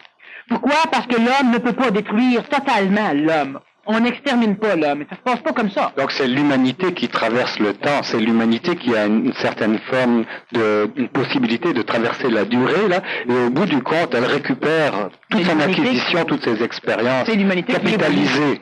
Effectivement, c'est l'humanité qui évolue. Parce que l'humanité, on la considère comme étant 4 852 millions d'individus. Mais ce n'est pas vrai. C'est-à-dire que l'humanité, c'est une forme. Parce que le bénéfice de la conscience, finalement, c'est le capital. Exactement. L'humanité, c'est une forme qui évolue à partir de l'individualisation de cette forme. Les hommes, les femmes et les enfants. Mais c'est cette humanité qui évolue. La société évolue parce que l'homme évolue dans la société. Mais l'homme évolue parce que la société évolue. Alors l'humanité évolue parce que chaque être évolue, mais chaque être évolue parce que l'humanité évolue. Ce qui fait que toi, si tu as une évolution extrêmement rapide, elle va être freinée par la collectivité. Mais tu vas quand même augmenter l'évolution collective. Et c'est l'humanité qui évolue. Et l'humanité est immortelle. Et l'homme est présentement une forme d'expression de l'humanité, donc de l'esprit qui explore la matière pour l'instant au niveau de la Terre. Mais il faut bien comprendre que l'homme est quand même immortel, même si dans l'expression de l'humanité, il y a des transformations qui se font. L'humanité ne meurt pas. Donc ça veut dire qu'en chacun de nous, là, individuellement, il y a une conscience qui est celle de la race aryenne, mais aussi de la race atlante, lémurienne, hyperboréenne, polaire, etc. Exactement. Depuis l'origine de l'implantation de l'humanité sur la Terre. Continuellement, et c'est pour ça que certaines personnes, à un moment donné, ont par leur intuition astrale, il faut bien remarquer qu'une personne, un homme qui devient voyant, a une transformation endocrinienne apparente. C'est-à-dire que si on fait une analyse sanguine, on va voir qu'il se rapproche dans son hormonalité d'un peu plus de la femme. Et il aura des contacts. Alors les personnes qui, à un moment donné, revivent des mécanismes atlantéens, comme dernièrement, on a de plus en plus au Québec des personnes qui essaient de réunir des Atlantes. Hein? Bon. Alors, c'est qu'ils sont simplement en contact avec une forme génétique, qu'elle soit physique, qu'elle soit astrale, de mécanismes antérieurs qui se sont passés sur le plan planétaire, et elle individualise ce mécanisme, alors qu'en réalité, c'est un mécanisme humanitaire, c'est un mécanisme collectif qui ne peut pas être individualisé. C'est une mémoire qui n'est pas dissoute, en fait. Exactement. C'est comme si on dirait, est-ce qu'il y a des Atlantes ici? Ben, tout le monde en est ou personne n'en est. Tu ne peux pas avoir un Atlante plutôt qu'un autre. Parce que l'humanité vient de la même place. Elle a passé par différentes évolutions. Alors, on ne peut pas. Par contre, on peut dire une personne est plus en relation ou elle est plus cristallisée par une mémoire atlantéenne qu'un autre. Mais elle n'est pas plus atlante, humanitairement parlant, qu'un autre. Alors, c'est comme parler de la race sémite, la race juive, ou parler de la race acadienne, non pas acadienne, parler de différentes races, ce sont des transformations dans l'humanité, mais l'humanité reste que tout cela rentre dedans. On ne peut pas avoir de racisme au niveau humanitaire, comme on ne peut pas avoir de sexisme, parce que la femme et l'homme, c'est la même chose. Bon, alors si on capitalise toute l'expérience de l'humanité, là, par rapport au passé, on comprend ça très très facilement, qu'on est un peu le résidu ou la totalité de toute notre expérience passée. Maintenant, pour s'en aller dans l'avenir, au niveau de la 6e race mère, de la race supramentale, là, ça prend donc des gens qui ont une intelligence prospective, qui sont capables de prospecter le futur, d'aller en avant, un peu comme des visionnaires. Est-ce que tu es un espèce de visionnaire? Alors, on va y revenir à la deuxième. Énergie ou pensée qu'on transmet à quelqu'un. Toi, Daniel, est-ce une pensée ou de l'énergie que tu transmets? Exemple, quelqu'un a un mot de tête, a des maux de tête. Toi, tu lui envoies de l'énergie positive. On me dit que ce n'est pas de l'énergie, c'est seulement une pensée. Alors, pensée ou énergie, dans ton cas, lorsque tu transmets? Bon, dans mon cas, lorsque je transmets, c'est seulement de l'énergie. Et les pensées peuvent naître chez la personne qui reçoit de l'énergie. Je ne pense pas, lorsque je parle, et je ne pense pas non plus avant de parler. Parce que imaginez-vous qu'une conférence par semaine, et en réalité, une semaine une conférence, une semaine deux conférences, une semaine une conférence, alors 6 conférences par mois, s'il faudrait que je les prépare, en plus du travail que j'ai à faire régulièrement tous les jours et des cours que je donne, je ne peux pas. Alors, je ne pense pas. Et la conférence, ou ce que je dis, est beaucoup plus de caractère énergétique, ce qui fait qu'évidemment, on en a parlé un peu la semaine dernière, que si les personnes essaient de tout comprendre des choses nouvelles en même temps du premier coup, alors ils risquent d'avoir des problèmes. Pourquoi? Parce que vous allez saisir certains mots plus que d'autres. Vous allez créer une pensée qui n'est pas celle que moi j'aurais pu penser. Et à un moment donné, les personnes comprennent d'autres choses que ce que j'ai dit. Maintenant, l'avantage de communiquer énergétiquement, c'est que même si les personnes instantanément comprennent autre chose que j'ai pu dire, à un moment donné, ils vont finir par assimiler, c'est-à-dire qu'ils vont finir par rectifier ce que j'ai dit et ils vont comprendre ce que j'ai dit. Et non pas ce qu'ils ont pensé que j'ai dit et non pas ce que j'ai pensé que je voulais dire. Et maintenant, est-ce qu'ils vont accepter ce que j'ai dit ou non? Ça va les regarder. Donc, l'énergie qui peut être émise, c'est pas une énergie qui manipule, mais c'est une émission d'énergie, c'est pas une émission de pensée. On dit ici, c'est la première fois que je vous écoute en conférence. Il me semble que c'est très énergétique et que je me sens somnolent. Mais lorsque vous nous faites rire, je me sens réveillé. Pouvez-vous expliquer? J'aime l'ambiance. Bon. Alors, encore une fois, disons que les personnes qui viennent régulièrement ici sont habituées à ce genre de mécanisme. Les personnes nouvelles, peut-être, ne comprennent pas tout à fait. On l'explique de temps en temps, ce qui fait que je passe rapidement sur ces mécanismes parce que je crois qu'on a plusieurs questions. Au niveau énergétique, lorsqu'une personne... Premièrement, c'est sûr que si, au niveau de l'énergie qui va être émise par l'orateur ou par moi, les personnes vont, si elles luttent trop contre cette nouvelle énergie, si elles luttent trop inconsciemment ou consciemment, mais surtout inconsciemment, elles peuvent finir par être submergées par cette énergie et effectivement, elles vont dormir. Alors, la semaine dernière, je disais qu'on a des personnes, et il y a une personne qui est venue me voir après me demander si c'est d'elle que je parlais, mais je ne parlais pas nécessairement d'elle, il y en a eu plusieurs, qui viennent tous les vendredis et qui, lorsqu'on met des tables, s'évachent les tables, dorment toute la conférence et s'en retournent chez eux pour travailler toute la semaine en pleine forme. Ils viennent tous les vendredis pour dormir ici. Et ce n'est pas... C'est énergétique. On a déjà eu des enfants qui venaient ici, sauf que le public a eu de la difficulté à accepter des enfants. Pourquoi? Parce que pendant la conférence, les enfants dormaient, donc ne dérangeaient pas. Mais pendant les entractes, les enfants étaient fous, comme vous savez quoi. Et plusieurs adultes n'étaient pas capables d'endurer les enfants. Chose qui va évidemment changer au niveau de l'homme nouveau. Parce que l'enfant, il doit faire partie intégrale de la vie. Et on ne sort pas en plaçant l'enfant parce que l'enfant dérange. L'enfant dérange si l'adulte est dérangé. Et lorsque les enfants, dans la salle de conférence, dormaient tout le temps, la fois d'après, on a eu des enfants de 4 ans, on a eu des enfants de 12 ans, et ils voulaient revenir à la conférence. Alors, ils ne trouvaient pas ça plate. Par contre, ils dormaient Donc, il y a du monde qui vient ici pour faire le plein. Exactement, le plein d'énergie. Et autre chose, si vous voulez être plus réceptif, c'est des mécanismes qui sont employés depuis longtemps. C'est sûr que plus vous gardez les jambes croisées ou les bras croisés, moins vous êtes réceptif à des énergies. Et plus vous êtes, disons, vos jambes ou vos bras ne sont pas croisés, plus c'est facile d'être réceptif. Et la majorité des personnes vont se croiser les bras lorsqu'ils sont envahis par une forme d'énergie pour se mettre tough ou plusieurs choses de même, c'est une protection. Et on sait très bien avec que les Juifs souvent vont se frotter les mains, en tout cas il y a plusieurs mécanismes qui font. Ça a un effet qui n'est pas extrêmement puissant au niveau de l'énergie supramentale. Ça a quand même un effet qui permet aux personnes de pouvoir de protéger leur ego contre l'énergie. L'énergie passe quand même, ça protège l'ego contre l'énergie. Alors, c'est tout à fait normal qu'une personne soit somnolente, qu'une personne soit ivre. Il y a déjà des personnes qu'on a sorties du salon ici qui titubaient, qui étaient complètement ivres. On les a assis de l'autre côté. Et l'autre côté, avant, pour ceux qui n'étaient pas là, on avait des salles de cours. Et présentement, on a bâti une volière là, simplement pour que les personnes, en sortant, puissent, avoir une... reprendre contact avec la nature. Reprendre contact, du moins avec leur nature, avec la réalité. C'est-à-dire qu'ils sortent et puis à un moment donné, ça peut jaser, ça discute. Et les oiseaux créent une ambiance qui fait que les personnes se ressaisissent plus rapidement. Alors effectivement, énergétiquement, c'est pas juste une farce. Plusieurs personnes le vivent. C'est tout à fait naturel que ça se passe. Il n'y a aucun problème là. De toute façon, je pense qu'avec la dynamique de la conférence, on n'endort personne. La semaine dernière, je vous avais demandé une question sur la réincarnation. Vous avez répondu d'une façon surprenante, je l'avoue, mais qui explique tout ce que je ne saisissais pas à ce sujet. Je vous remercie. Il n'y a pas de question là-dedans. J'ai eu l'impression que vous trouviez la femme inférieure à l'homme, mais je ne crois pas que c'est ce que vous vouliez dire. Pouvez-vous m'expliquer? Alors, c'est bon. Alors, je vais expliquer deux choses. J'aimerais qu'on soit un petit peu attentif et un petit peu sérieux pour ce mécanisme. Attends, je te lis la suivante parce qu'il y a peut-être une corrélation à faire avec celle-ci. La femme cherche son rôle, mais lorsqu'on lui exprime ce qu'elle est, elle ne l'accepte que difficilement. Oui, merveilleux. Bon, premièrement, j'ai l'impression que vous trouviez la femme inférieure à l'homme, mais je ne crois pas que c'est ce que vous vouliez dire. Alors, la personne a donc perçu deux niveaux de communication.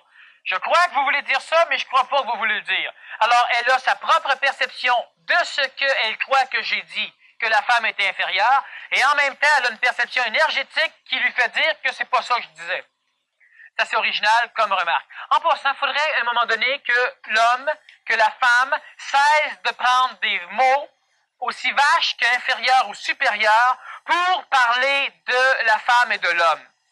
La femme, elle est différente, l'homme, il est différent. La femme n'est pas supérieure à l'homme, elle ne peut pas être supérieure. L'homme n'est pas supérieur, il ne peut pas, parce que les deux sont la même chose qui s'exprime dans deux cadres différents. Au niveau de l'esprit, c'est la même chose, ce n'est pas sexué. Au niveau des énergies supramentales, ce n'est pas sexué. Et au niveau des véhicules d'expression, il y a une sexualité au niveau de tous les plans, simplement parce que cela est nécessaire. Et l'éducation, la vache éducation sociétaire, qui a fait en sorte que la femme pense et que l'homme pense que la femme est inférieure. Longtemps, on a pensé que la femme n'avait pas d'âme, ce qui était totalement imbécile, parce que la femme a eu un âme avant l'homme et un âme beaucoup plus grand que celui de l'homme. Et lorsque nous parlons, lorsque la femme elle a voulu s'émanciper, lorsqu'on parle de libération de la femme, la majorité des femmes qui sont dans des mouvements de libération, c'est des femmes pognées qui ne veulent pas s'en sortir, parce que s'ils s'en sortent, ils ne pourront plus être dans un mouvement de libération, alors ils n'auront plus de but à leur vie. Alors, quand tu es dans un mouvement de libération, tu te libères pas. Parce que quand tu te libères, le mouvement de libération n'existe plus, puis ton but tombe dans les poubelles avec. Alors, il faut bien comprendre ça, que la femme, elle a maintenant des points de vue différents de ce qu'elle avait avant, mais qu'elle a toujours cette éducation où elle pense toujours que l'homme parle de la femme comme étant inférieure. Et je ne dis pas que la femme est supérieure, elle n'est pas plus belle, elle n'est pas plus fine. Elle est pareille au niveau de beauté ou de finesse que l'homme, sauf que le cadre social peut empêcher l'expression de la femme. Alors, c'est sûr que si on va dans une religion comme la religion ou la secte pour la conscience de Krishna, où la femme, elle est sur la planète Terre pour servir l'homme, et que si elle sert l'homme convenablement, peut-être qu'elle aura la possibilité un jour de se réincarner en homme, et seul l'homme peut être sauvé par Krishna. Bon, si on est dans un cadre psychologique de ce genre-là, c'est sûr que la femme, apparemment, elle est inférieure à l'homme. C'est pas vrai. Lorsqu'on a eu des esclaves, des Indiens esclaves, lorsqu'on a eu des Noirs esclaves, lorsqu'on a eu des Blancs esclaves, lorsque les Japonais ou lorsque les Allemands ont commencé à prendre des Américains pour en faire des esclaves, les esclaves étaient inférieurs aux maîtres, mais seulement dans l'apparence. Et tant que l'esclave accepte d'être esclave, il reste un imbécile, puis il reste un inférieur, parce qu'il veut. Mais lorsque la femme a décidé de s'émanciper, les premières émancipations ont été générées par la publicité masculine, par l'homme. Certaines femmes s'en sont emparées et ont commencé à vouloir créer ce genre de mécanisme qui a eu de très bons côtés au niveau de notre société, mais qui a de très mauvais côtés au niveau de beaucoup de femmes qui sont soit anti-libération et qui ne comprennent pas qu'ils doivent quand même être sur leurs deux pieds. Tout le discours que j'ai fait tout à l'heure est un discours qui ne privilégie pas ni l'homme ni la femme. Et lorsqu'on parle, lorsque les femmes, vous allez venir me parler, ou lorsque les hommes, vous allez venir me parler, attendez-vous pas à ce qu'on parle de sexe. Parce que pour moi, lorsque nous parlons entre êtres humains, il n'y a pas de sexe. C'est sûr que si je veux escalader une montagne et qu'on a des femmes et des hommes, il faudra penser en fonction du corps de la femme, du corps de l'homme. La femme peut monter des montagnes comme l'homme, sauf que l'homme, naturellement, a plus de facilité biologique ou physique. Mais les deux peuvent faire la même chose, mais il faut penser différemment. Exactement comme si on veut dire, on veut avoir la libération de la femme, alors il va falloir penser le travail en fonction de la femme et le travail en fonction de l'homme. Et si la femme me dit non, parfait, mais si tu es enceinte, tu travailles sur le bulldozer, puis tu continues, puis tu accoucheras sur le bulldozer. Ah ben non! Ben c'est ça. Faut penser le travail en fonction de la femme, parce que la femme, planétairement, elle est différente de l'homme. Mais pas au niveau de ce qu'elle peut comprendre, pas au niveau de ce qu'elle peut intelligencer, puis pas au niveau de ce qu'elle peut organiser. C'est pareil comme l'homme. Alors, la différence, elle est dans l'expression biologique, vitale, peut-être un peu psychologique et mentale, mais pas dans l'efficacité. Alors, je ne dis pas que la femme est inférieure ou supérieure, ni l'homme. C'est la même chose et vous devez essayer d'exclure de votre conscience, de votre parole, de votre perception de l'homme et de la femme, ce mécanisme que la femme, elle est inférieure ou supérieure et que l'homme est inférieur ou supérieur. C'est la même chose, s'exprime dans deux véhicules. Et les deux ont leur place en même temps. Et ça n'a même pas été compris ni par la femme émancipée ni par l'homme émancipé, que les deux avaient leur place en même temps, mais pas en se pilant un sur l'autre. En même temps, pas nécessairement à la même place, dans les mêmes souliers. Alors, ce qui fait qu'il n'y a pas de supérieur ou quoi que ce soit. La femme cherche son rôle, mais lorsqu'on lui exprime ce qu'elle est, elle ne l'accepte que difficilement. C'est tout à fait normal que la femme accepte difficilement qu'un homme vienne lui dire ce qu'elle fait. Tout à fait normal. Sauf que la femme peut beaucoup plus parler de l'homme, puis l'homme peut beaucoup plus parler de la femme, parce que l'homme n'est pas la femme et l'homme voit la femme. Évidemment, lorsque l'homme est lucide. Et la femme lucide pourra beaucoup plus parler de l'homme, parce qu'elle va voir l'homme agir. ce que l'homme aura plus de difficultés à faire. Alors, c'est pas une femme qui a parlé de la femme. La femme qui parle de la femme parle d'une façon colorée de la femme. Elle parle d'elle à travers le mouvement de la femme. Et lorsque l'homme défend l'homme ou lorsque l'homme parle de l'homme, il est un homme. Il parle d'une façon colorée de l'homme. Mais si on regarde cosmiquement ce que j'ai fait, je peux me permettre de parler de l'homme parce que je me fous de savoir si j'en suis un ou non. Et je peux parler de la femme de cette façon-là. Que la femme accepte ou non, c'est tout à fait normal. Tout ce que je veux que la femme accepte présentement ce soir, et ce que je veux que l'homme accepte ce soir, et si c'est compris, ça sera déjà un pas dans l'évolution de l'humanité. Parce que ça s'est pas fait nulle part, ou ça s'est fait d'une façon très limitée. C'est que la femme, elle est différente de l'homme, et que la femme et l'homme, de base comme de finalité, sont la même chose. Mais que dans l'expression de leur vécu sont différents, et surtout parce qu'on éduque la fille. Mais ça, on va revenir dans la psychologie de l'enfant. On éduque la fille de façon à ce qu'elle devienne une différence réelle de l'homme. Même une infériorité réelle de l'homme. Lorsque l'homme éduque la fille, et l'homme bâtit le gars pour qu'il domine. Puis lorsque la femme présentement éduque la fille, elle s'arrange pour que la fille soit supérieure à l'homme. Puis ça, il faut comprendre ces mécanismes. Il y a une chose que tout à l'heure on m'a suggéré et j'ai opté pour. Premièrement, la semaine prochaine, on voit la psychologie de l'enfant. Encore une fois, on va voir la psychologie de la fille et de l'enfant, et ça va encore clarifier beaucoup plus les mécanismes de cette psychologie. Parce qu'on commence à parler de la psychologie de l'homme nouveau. Hein, c'est pas en 2 conférences qu'on comprend tout. Il y a beaucoup de questions, il y a beaucoup de choses qui peut-être ne vont pas, mais on va les réélaborer. Alors, la semaine prochaine, c'est la psychologie de l'enfant nouveau. La semaine d'après, donc juste avant mon départ, on va refaire une conférence sur la psychologie de la femme nouvelle. Alors, je ne répète rien de ce que j'ai dit ce soir, on va pousser plus loin. Et en revenant, on a la psychologie du couple. La semaine d'après, la psychologie de l'homme et de l'enfant. De la relation psychologique entre l'homme nouveau et l'enfant nouveau. La semaine d'après, la relation psychologique entre la femme nouvelle et l'enfant nouveau. Alors, ce qui fait qu'on va, disons, toucher tous ces mécanismes de relation entre les hommes et les femmes et les enfants nouveaux. Alors, il n'y a pas de supériorité que la femme comprenne difficilement ou n'accepte pas. Je crois que ce n'est pas simplement relié à la femme, c'est aussi relié à l'homme. Lorsqu'on dit à l'homme un peu plus ce qu'il est ou ce qu'il a à faire, lorsqu'on dit à la femme aussi ce qu'elle est, on ne parle pas de l'image que l'homme se donne de lui ou de l'image que la femme se donne d'elle. Ces images-là, c'est de la merde, ça vaut rien. C'est des images pour lesquelles vous luttez, pour lesquelles vous essayez de protéger, pour lesquelles vous placez vos énergies, pour lesquelles vous allez essayer de montrer, de monter dans la société, de réussir votre vie en réussissant l'image que vous avez de vous. Ces images-là, c'est zéro. Faut tout que ça disparaisse, faut tout que ça se démolisse. Je ne le démolirai pas. Vous allez finir par le faire, parce que l'homme réel, l'homme nouveau, la femme réelle, la femme nouvelle, c'est pas le masque. C'est pas l'image qu'on a de nous autres. C'est pas ce qu'on exprime, c'est pourquoi on se débat. Lorsqu'on vous dit que vous êtes niaiseux, ça vous touche. Ça touche pas l'homme nouveau ou la femme nouvelle. Parce que l'homme nouveau ou la femme nouvelle n'est pas assujetti à être manipulé par ces cochonneries-là. Alors, on ne parlera pas de supériorité parce qu'il y a l'image qui est supérieure, pas la femme. Si je dis que la femme est inférieure à l'homme, ça frustre des femmes. Mais ça change quoi la réalité, que je le dise ou non? Ça change rien. Sauf que ça va frustrer. Et si je dis que la femme est supérieure à l'homme, ça peut frustrer des hommes. Mais ça change quoi dans la réalité que je le dis? Vous devez vous-même assumer ce que je dis, assumer ce que vous pensez, puis en déterminer des choses. Je suis pas ici pour vous faire penser, je suis ici pour parler. Vous êtes ici pas pour me croire, vous êtes ici pour écouter. C'est parfait, c'est un échange d'énergie intelligent, mais restons intelligents.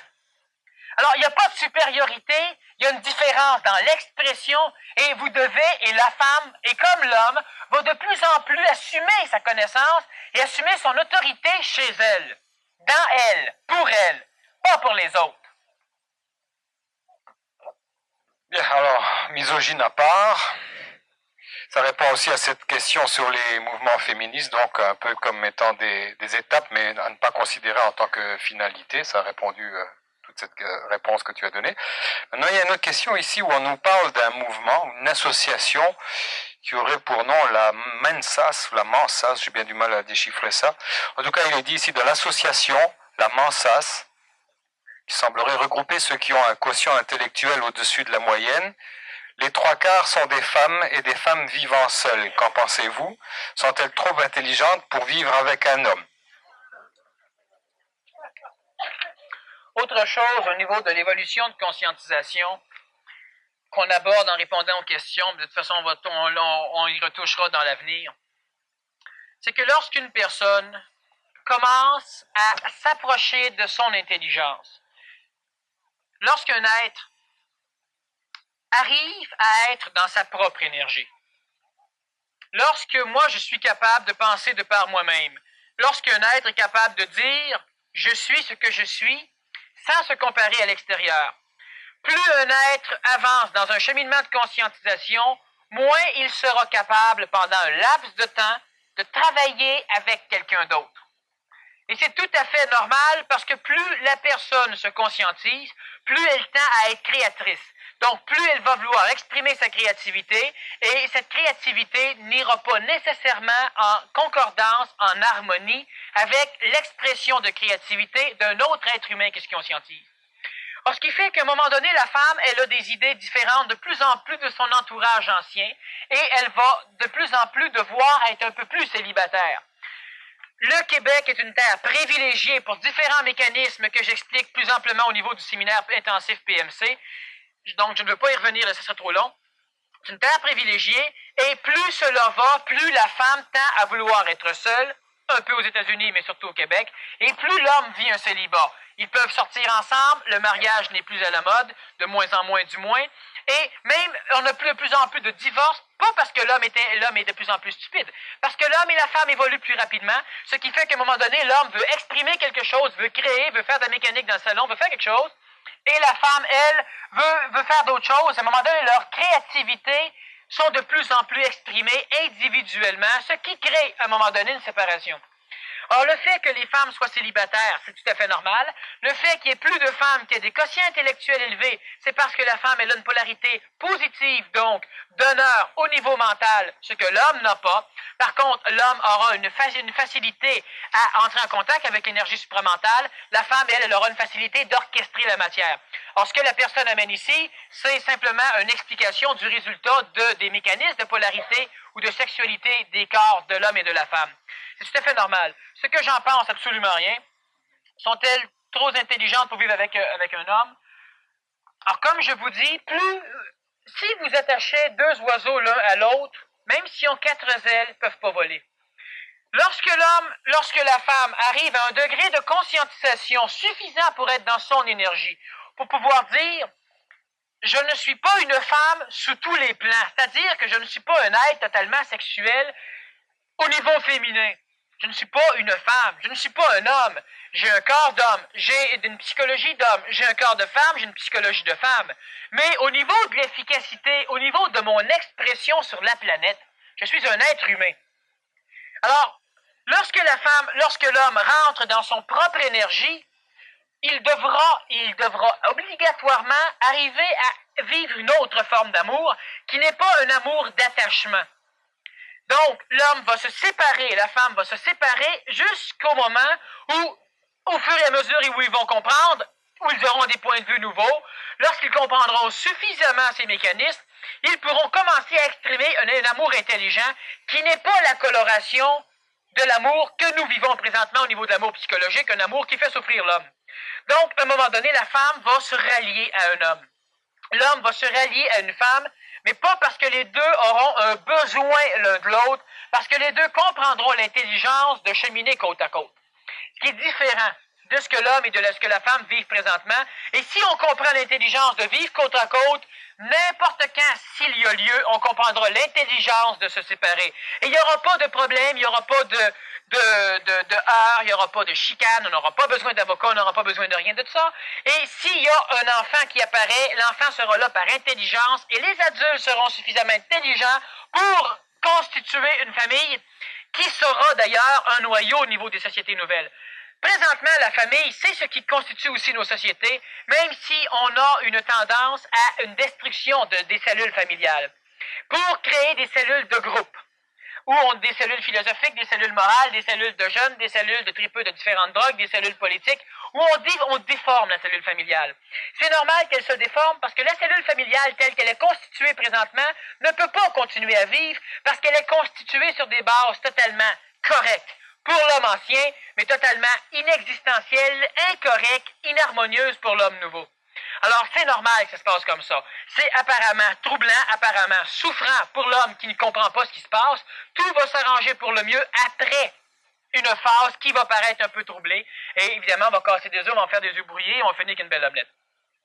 Alors, il faut bien comprendre que c'est normal que lorsque la femme rentre dans son intelligence, qu'elle veuille créer, qu'elle veuille mener sa vie, qu'elle veuille faire des choses un peu plus pour elle, et c'est ça qui va lui permettre d'expérimenter la vie, non plus collectivement, c'est-à-dire par le noyau de la cellule familiale, par le noyau d'une organisation, tout seul, son cheminement, autant la femme que l'homme, et lorsqu'ils auront suffisamment cheminé ensemble, il comprendra l'intelligence de se réunir. Ils ne reviendront pas avec la nostalgie du passé. Ils ne reviendront pas dans l'espoir de faire mieux. Ils ne reviendront pas dans l'espoir de quelque chose. Ils vont venir parce qu'ils vont comprendre l'intelligence. Une question là qui est pas mal ambiguë et très intéressante à la fois dans l'atmosphère psychologique où elle est posée. Je pense que c'est une femme qui pose cette question-là. C'est dit ici, si l'homme est satisfait en relation sexuelle avec sa femme, pourquoi doit-il aller à la recherche d'une autre femme pour se satisfaire sexuellement? Quelque chose qui va pas, là. Oui, parce que la femme, elle voit la relation sexuelle de l'homme à partir de ses propres principes et elle élabore elle-même le critère de satisfaction de son mari, par exemple. Alors, il y a eu telle chose, il est satisfait. C'est ses critères à elle. Mais selon les critères de son mari, est-ce qu'il est satisfait? Ça a l'air que non, vu qu'il va voir ailleurs. Alors, c'est pour ça que tu as peut-être raison en ce sens que c'est peut-être une femme qui pose cette question. Peut-être que non, remarquons bien, mais en tout cas, ça serait très bien posé par une femme. Mais elle établit elle-même les critères de satisfaction de l'homme et elle ne comprend pas. Si c'est l'homme qui pose cette question... Ça pourrait être un homme aussi. Exactement. Si c'est l'homme qui pose cette question, il va se demander comment ça se fait que ma femme me donne tout et que j'ai quand même envie d'aller fouiller ailleurs. Alors, vibratoirement, l'énergie vitale de la femme n'est peut-être pas suffisamment puissante pour dynamiser son manque à gagner en énergie vitale, ou ce n'est pas nécessairement une énergie vitale d'une polarité tout à fait similaire à celle qu'il a besoin, ce qui fait qu'il va quand même rechercher ailleurs cette énergie vitale qu'il a besoin, malgré que dans son contexte psychologique, il est satisfait avec sa femme. Donc, il n'est toujours pas satisfait, même s'il pourrait penser qu'il est satisfait. Et alors, d'un côté, il y a la femme et la maîtresse, donc il y a le maître à penser et la maîtresse à dépenser. Il y a peut-être besoin des deux, en tout cas. Ici, encore une autre question du même genre. C'est peut-être encore la même personne. Si l'homme a une femme et une maîtresse, laquelle des deux femmes est plus respective à l'homme? Bon. Alors, évidemment, je ne veux pas que tout le monde commence à corroyer des maîtresses puis des maîtres. Allons-y pour l'union libre et tout ça. Parle-nous-en un peu de ça. Non, l'union libre, c'est quelque chose de problématique parce que lorsqu'on a une union libre dans le cadre psychologico-sexuel, on a une dilapidation d'énergie terrible. As-tu vu ce qui se passe avec la secte de Bhagwan Sri Rajneesh, là, qui prône l'union libre et tout à l'intérieur de la secte? Aujourd'hui, il défend ça, il veut plus rien savoir parce qu'il y a 2 cas de sida dans sa secte. Il faut qu'il change toute sa philosophie de vie. Ben c'est ça, on appelle ça une adaptation. Je ne sais pas si les disciples vont pouvoir s'adapter. La nature a vraiment des mécanismes intelligents, sans même en avance sur notre compréhension. Non, mais c'est évident. Non, mais c'est sérieusement évident. Alors, si l'homme a une femme et une maîtresse, laquelle des deux femmes est plus respective à l'homme? Il faut bien comprendre qu'à un moment donné, dans l'évolution de l'homme, comme dans l'évolution de la femme, ils ont besoin à un laps de temps particulier de formes d'expériences particulières. Alors, ce qui fait que l'enfant à 7 ans a besoin d'expériences particulières qu'il n'aura plus besoin à 12 ans. Lorsque l'homme et la femme se marient, ils peuvent se marier, ou lorsqu'ils, disons, on parle de mari et de maîtresse, donc lorsqu'ils se marient, ils peuvent être mariés, donc se marier par carcanage social, c'est-à-dire par éducation, il faut qu'ils forment un couple, il faut qu'il y ait des enfants, ça paraît bien, ou etc. Ça peut être aussi pour sauver de l'argent, parce qu'évidemment, c'est économique d'être mari et femme. Ça peut être pour différents mécanismes, et ça peut être aussi pour une raison du coup de foudre, donc un rapport énergétique apparemment, authentiquement parfait sur le moment. Alors énergétiquement, ça fait tellement bien qu'on appelle ça un coup de foudre. Et ça pogne, ils se marient. Lorsqu'ils évoluent selon leur évolution, soit ensemble, ce qui est rarement fait dans un couple actuel, parce que les deux ont encore la compréhension colorée philosophique que la femme c'est la femme et que l'homme c'est l'homme. Alors, donc, dans une évolution qui serait complémentaire, faite ensemble, il n'y aurait jamais de maîtresse et il n'y aurait jamais de problème. dans une évolution faite séparément, et juste le fait de travailler est déjà une évolution séparée, dans une évolution faite séparément, il vient un temps où l'homme a une transformation d'énergie, que ce soit au niveau physique, son corps se transforme par un vieillissement ou par un rajeunissement, au niveau vital, au niveau psychologique, au niveau mental. La femme, c'est la même chose. Il vient un temps où énergétiquement, ce que la femme apporte n'est plus ce que l'homme a besoin, et ce que l'homme apporte n'est plus ce que la femme a besoin. Maintenant, il peut y avoir toujours harmonie énergétique dans le plan psychologique, et l'homme va rechercher une maîtresse pour un autre plan. Il peut y avoir, et vice-versa au niveau de la femme, et normalement, dans ce genre de cas, la femme et l'homme, si tous les deux ont un échange qui est harmonieux au niveau d'un plan, mais qui ne l'est pas au niveau de l'autre, ils peuvent accepter les unions libres, c'est-à-dire les échanges libres. Ça peut. Alors, ce ne sont pas du monde anormal, c'est du monde qui vit une normalité différente. À un moment donné, la femme peut même comprendre que son mari est une maîtresse, parce que sa maîtresse, lorsque le mari revient, le mari est tellement extraordinaire que la femme, elle tient à ce que son mari est une maîtresse, parce que le mari est extraordinaire. Alors donc, la femme, elle a une relation parfaite avec son mari, et le mari a une relation parfaite avec sa femme, parce qu'il peut aller chercher ce qui lui manque ailleurs. De temps en temps, selon l'éducation, on va refuser ce mécanisme, donc encore selon nos critères d'éducation, ou encore parce qu'énergétiquement, l'énergie que l'homme ramène de sa maîtresse ne va plus du tout avec la femme, et vice-versa, l'énergie que la femme ramène avec son amant ne va plus du tout avec celle du mari, alors il y aura une scission. Alors, cela explique simplement ces mécanismes qui fait qu'à un moment donné, l'homme court ailleurs. Maintenant, lequel des deux est le plus important? Ça dépend simplement de l'homme, ça dépend aussi de la femme. Lorsque la femme a son mari et un amant, si son mari elle ne veut plus rien faire avec, évidemment, c'est l'amant qui est prédisposé à aller chercher. Une chose qui est importante, c'est que excluons les enfants. S'il n'y a pas d'enfants, on ne doit pas tout faire, et ça peut en frustrer certains, mais on ne doit pas tout faire pour conserver un ménage s'il n'y a pas d'enfants. Pour la simple raison qu'à un moment donné, les deux s'autodétruisent mutuellement, et de toute façon, il y aura séparation. C'est pas devant l'avocat en cours criminel, ce sera devant un avocat en cours, mais après 15 ou 20 ou 50 ans de malaise et de destruction. Alors, lorsqu'il y a un mariage, l'homme ne se marie pas parce qu'il comprend ce qu'il fait. L'homme se marie parce qu'il est dans un cadre social ou religieux, parce qu'il est assujetti à une conscience collective qui l'amène à faire des actes et à poser des actes. Lorsqu'il y a des enfants, je ne veux pas aujourd'hui m'attarder à ce mécanisme, on va y revenir lorsqu'on va parler de l'enfant, des choses qui, normalement, devraient être faites dans l'intelligence de l'enfant. Alors, l'enfant, en tout cas, on reviendra au niveau de ce mécanisme au niveau de la semaine prochaine. Alors, ce qui fait que lorsque, dans un couple, tout ne va plus, c'est sûr que parce qu'une semaine, ça ne va plus, on ne casse pas tout. Mais lorsque ça fait un nombre de temps qui commence réellement à faire en sorte que les deux vivent dans deux mondes totalement différents, qu'ils ne peuvent plus, ils peuvent prendre des semaines de réflexion, se séparer, mais on sait que la majorité des personnes qui réfléchissent, qui reviennent ensemble, sont de l'âge encore. Alors, on doit comprendre l'intelligence de l'union et on doit comprendre l'intelligence de la séparation. Et sachez bien que une rencontre, c'est toujours le début d'une séparation, qu'elle soit faite par la disparition d'un corps physique ou par l'éloignement du corps physique. Et ça, faut le comprendre dès le départ. C'est quoi l'amour qu'une femme peut porter à un homme, là, et l'amour de l'homme pour une femme? Je traduis un peu la question, là. Bon.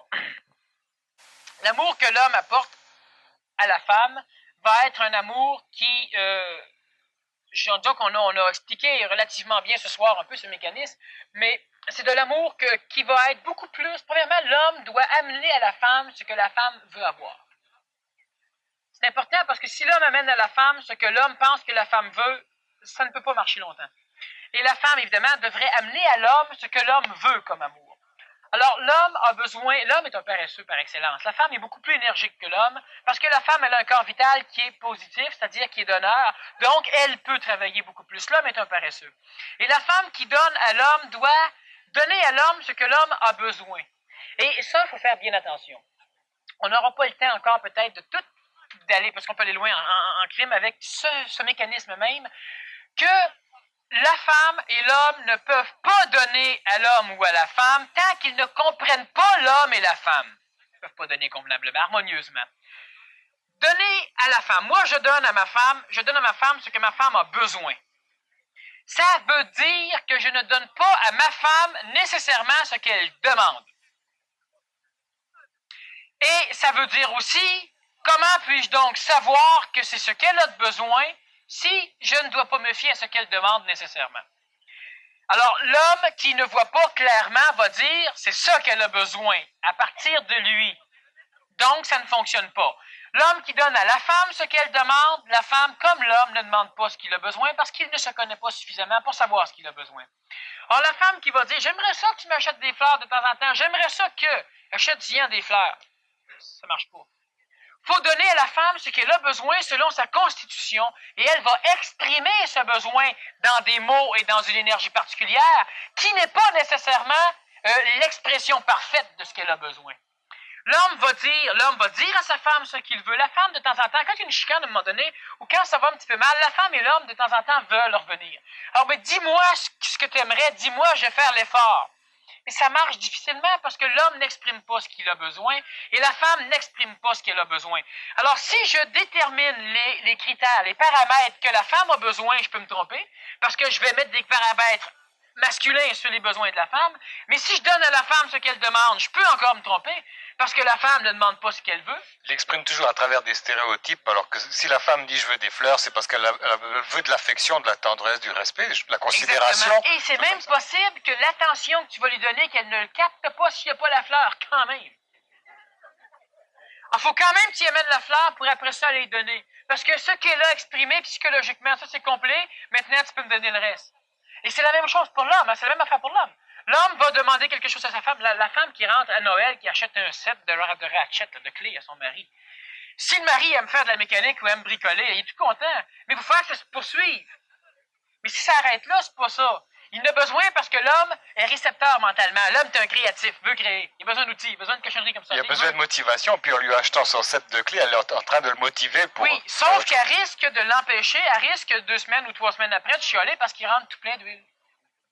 Alors, il y a un problème entre ce qui a été donné et ce que l'homme veut avoir.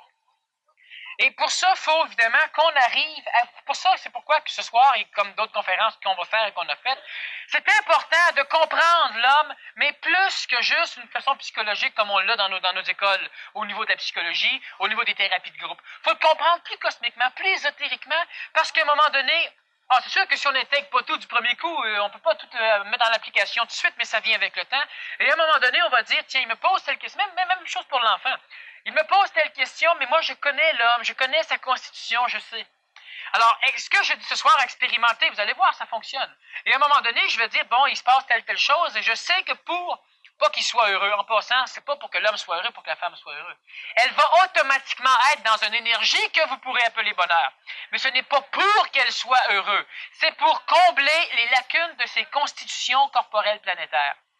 La femme a besoin d'affection, mais si la femme, toutes les fois qu'elle a besoin d'affection, je lui en donne, puis je lui en donne, je me fais en 8 pour y en donner. Elle va en demander de plus en plus. Puis à un moment donné, je ne pourrai plus, et ça ne marchera plus. Si l'homme demande à sa femme et la femme se plaît à tous ses délices, mais l'homme va en demander de plus en plus. L'homme va puis pas parce qu'il est exagérant, parce que c'est sa nature. Comme c'est la nature de la femme d'en demander plus, et à un moment donné, la femme ne pourra plus donner. Puis l'homme va dire, t'es bien sans cœur, tu changes bien, puis ça ne marchera plus. Là, la femme va faire un retour sur elle pour commencer à se retrouver, puis le mari l'acceptera pas pantoute. Et vice-versa, si le mari fait un retour sur lui, la femme ne l'accepte pas. Alors, il faut faire extrêmement attention, c'est comme l'enfant qui te demande un paquet d'affaires, il faut que tu lui donnes ce que intelligemment il a besoin. Et ça, c'est des choses qu'on va élaborer beaucoup plus quand on va parler du couple, quand on va parler aussi de la relation homme-enfant, de la relation femme-enfant dans des conférences différentes, et on va aussi revenir sur la psychologie de l'homme et de la femme nouvelle le 1er novembre. Alors, il faut faire bien attention de ne pas donner ce qu'on nous demande, mais de ne pas refuser ce qu'on demande. Parce que ce qu'on demande est l'expression du besoin. Il faut connaître le besoin et non pas essayer de créer, d'imaginer le besoin de la femme à partir de notre psychologie. C'est sûr que si l'homme va voir la femme, il dit à la femme, ma femme me demande des fleurs, qu'est-ce que tu penses qu'elle veut? La femme peut te répondre mauditement plus. Que si tu te dis, elle me demande des fleurs, ben c'est sans doute que. Mais lorsque l'homme et la femme arrivent à comprendre l'autre, pas juste dans le plan psychologique, dans le plan de la constitution réelle. Pas que dans le psychologique, ça fonctionne l'évolution. Alors, à un moment donné, il y a une harmonie qui s'établit parce que c'est de l'amour intelligent. Je sais ce qu'il a besoin pour être dans une énergie qui lui est propre. Et ma fonction est de lui donner. Et s'il est dans une énergie où il est propre, dans son intelligence, il va comprendre ce que j'ai besoin et il va me placer dedans. Parce qu'il va voir l'avantage que je sois dans mon énergie, Et je vois l'avantage qui se trouve dans le sien. Mais présentement, l'homme voit l'avantage de soutirer à la femme, et la femme voit l'avantage de soutirer à l'homme. Alors, ça va changer. Trouvez-vous ça normal que certains hommes battent la femme et que certaines femmes aiment à être battues pour quelque raison que ce soit? Ben oui, c'est tout à fait normal. Mais la preuve, ça existe, c'est normal. Pour ceux qui ne font pas ça, c'est anormal. Et pour ceux qui font ça, c'est tout à fait normal. L'inverse serait même anormal. La femme qui a besoin d'affection, elle est prête comme l'homme, qui a besoin de sexualité, ou qui a besoin d'une affection sexuelle, tandis que la femme a besoin d'une affection psychologique. Même si les deux peuvent toujours engendrer des relations sexuelles, disons que la femme a une affection plus psychologique, l'homme a une affection plus sexuelle. La femme, on parle, disons, de la femme en ce qui concerne la question qui est là, la femme battue qui adore son mari, qui adore que le mari la batte, c'est simplement qu'elle a découvert un homme à un moment donné, elle a créé un cadre familial qui l'a sécurisé, et comme d'ailleurs la majorité des personnes qui ne peuvent pas se séparer, mais qui sont prêtes à se tuer, mais pas se séparer, c'est qu'ils ont peur de sortir du cadre familial qui est un cadre connu. C'est une névrose, ça. C'est une névrose. Et Elle recherche l'autorité du père à travers ça qu'elle a besoin. Exactement. Lorsque je disais que la planète Terre est un immense hôpital psychiatrique, ben c'est ça. C'est parce que l'homme est pas intelligent et l'homme n'est pas fou non plus, mais disons que si on voudrait regarder la perfection, il n'y aurait un problème. Alors, ce qui va arriver, c'est que la femme, elle recherche quelque chose de son mari et le cadre dans lequel elle vit, le cadre affectif, lui plaît. L'homme a besoin, possiblement, parce que l'homme est un donneur au niveau psychologique, donc l'homme a besoin de prouver sa supériorité, l'homme a besoin d'être par-dessus, l'homme peut vouloir battre sa femme et l'homme aime sa femme. Comme les parents qui battent leurs enfants, souvent adorent leurs enfants. Mais ils l'expriment comme ça. Et là est le problème. Mais la personne elle-même, on ne peut pas la condamner, même si on le fait. On pourrait la soigner, par exemple. Ça serait une bonne chose, d'ailleurs. Mais il faut soigner pas rien que l'homme qui bat sa femme, il faut soigner la femme aussi. Parce qu'elle adore se faire battre. La femme qui se fait battre. Alors, ce qui va arriver, c'est que la femme, n'ayant pas l'émotivité ou l'affection dans l'ordre qu'elle le veut, ben, elle va finir par accepter l'affection que l'homme lui donne. Puis l'homme donne psychologiquement cet homme-là au niveau de battre sa femme, de voler, de chicane, de cris, de colère. Alors la femme, elle va simplement décider qu'elle accepte ça. Et ça, maintenant, ça fait partie de son bagage connu. Lorsque son mari rentre, elle est dans son coin, puis elle l'attend. Mais au moins, si le mari rentre pas, là, ça marche plus. Là, il y a un problème. Là, t'inquiète. Si le mari rentre, tout va bien. Fait que là, elle accepte que le mari la batte. C'est le prix qu'elle paye pour garder son cadre sécurisant. Alors, j'ai expliqué justement hier à la radio, et j'ai vu en 5 ans d'expérience en ambulancière, tellement de femmes qui se sont fait battre et qui accompagnaient leur mari à l'hôpital parce que le mari, en les battant un peu trop, s'est blessé, et qui chuchotaient le mari, qui le flattait sur le front, qui l'embrassait à tout bout de champ. En tout cas, c'était vraiment... Puis le bonhomme continuait à gueuler après quand même, puis elle disait « Oui, mon pitou », puis elle l'embrassait. Il fallait quasiment l'attacher en avant sur le banc pour qu'elle n'aille pas voir son mari en arrière à sa civière. Réellement, c'est pas possible. Mais c'est tout à fait normal. Il ne faut pas grand-chose pour que cette femme redevienne normale et qu'elle comprenne les mécanismes de ce qu'elle a besoin. Mais présentement, elle est prête à accepter un pain rassis parce que le pain rassis, au moins, elle l'a, puis elle n'est pas sûre d'avoir du pain neuf. Alors, elle accepte donc que l'homme la batte. Et l'homme a besoin de sa femme. Et sa femme, ayant besoin de ce genre d'affection, à un moment donné, parce que l'homme éduque la femme éduque l'homme, l'homme rentre, puis s'il ne bat pas sa femme se sent mal. Parce qu'elle ne comprend pas. Alors l'homme, à un moment donné, va battre sa femme. Pour sa femme. Et c'est sérieux. Maintenant, il faut vivre avec ce monde pour s'en rendre compte. Quand la femme n'est pas là, puis qu'on parle avec le mari, c'est différent. Quand la femme vient là, le mari devient fou. Et le mari vient comme il a été stéréotypé par la femme. Et la femme, lorsqu'elle est à part, non, elle l'aime. Oh, mais c'est un bon bonhomme quand même. Tu sais, si vous verriez, oui, mais là, c'est tout plein de bleu. Ah oui, mais ça, c'est ça. La femme à part, c'est différent. Le bonhomme approche, elle redevient piteuse, elle se cache en dessous du lit, puis elle essaie de le flatter en même temps. C'est toute une emanchure. Mais il faut pas grand-chose à ces deux êtres humains-là pour arriver à les replacer convenablement. Sauf que si on essaye par la psychologie ou si on essaye par la loi pour compenser le manque d'éducation, ou ces choses-là, on n'arrive pas à rien faire. C'est évident. On connaît tous autour de nous, de notre entourage, des couples qui vivent ce genre de déchirement continuel, de séparation, de réconciliation, de bagarre, etc. Puis qui sont heureux. Oui. Ils viennent te voir quand ils sont déchirés, l'un parle sur le dos de l'autre, etc. Toi, t'es pris entre l'arbre et l'écorce, puis tu sais que tu peux rien dire, peux pas prendre position, parce que demain, ils vont être ensemble à nouveau, puis ils vont parler sur toi. Vous savez, on voit tout ça autour de nous. C'est comme s'ils avaient besoin de vivre une espèce de dynamique d'amour, en fait, qui est une façon de se faire la cour un peu spéciale. Maintenant, il existe le contraire aussi. Il y a des hommes qui recherchent des femmes pour se faire materner. Encore une fois, une autre mémoire de famille ou d'enfance. C'est régulier avec la femme qui remplace la mère ou le mari qui remplace le père. Mais évidemment, encore là, si tu veux combler avec un homme un besoin que lui ne peut pas combler, c'est pas ton père. Et toi, tu vas essayer de l'éduquer à devenir ton père. Lui va refuser. Et à un moment donné, il va y avoir un conflit d'éducation entre un et l'autre. Et on en arrive à, inconsciemment, on a bâti un mari qui n'est pas ce qu'on voulait.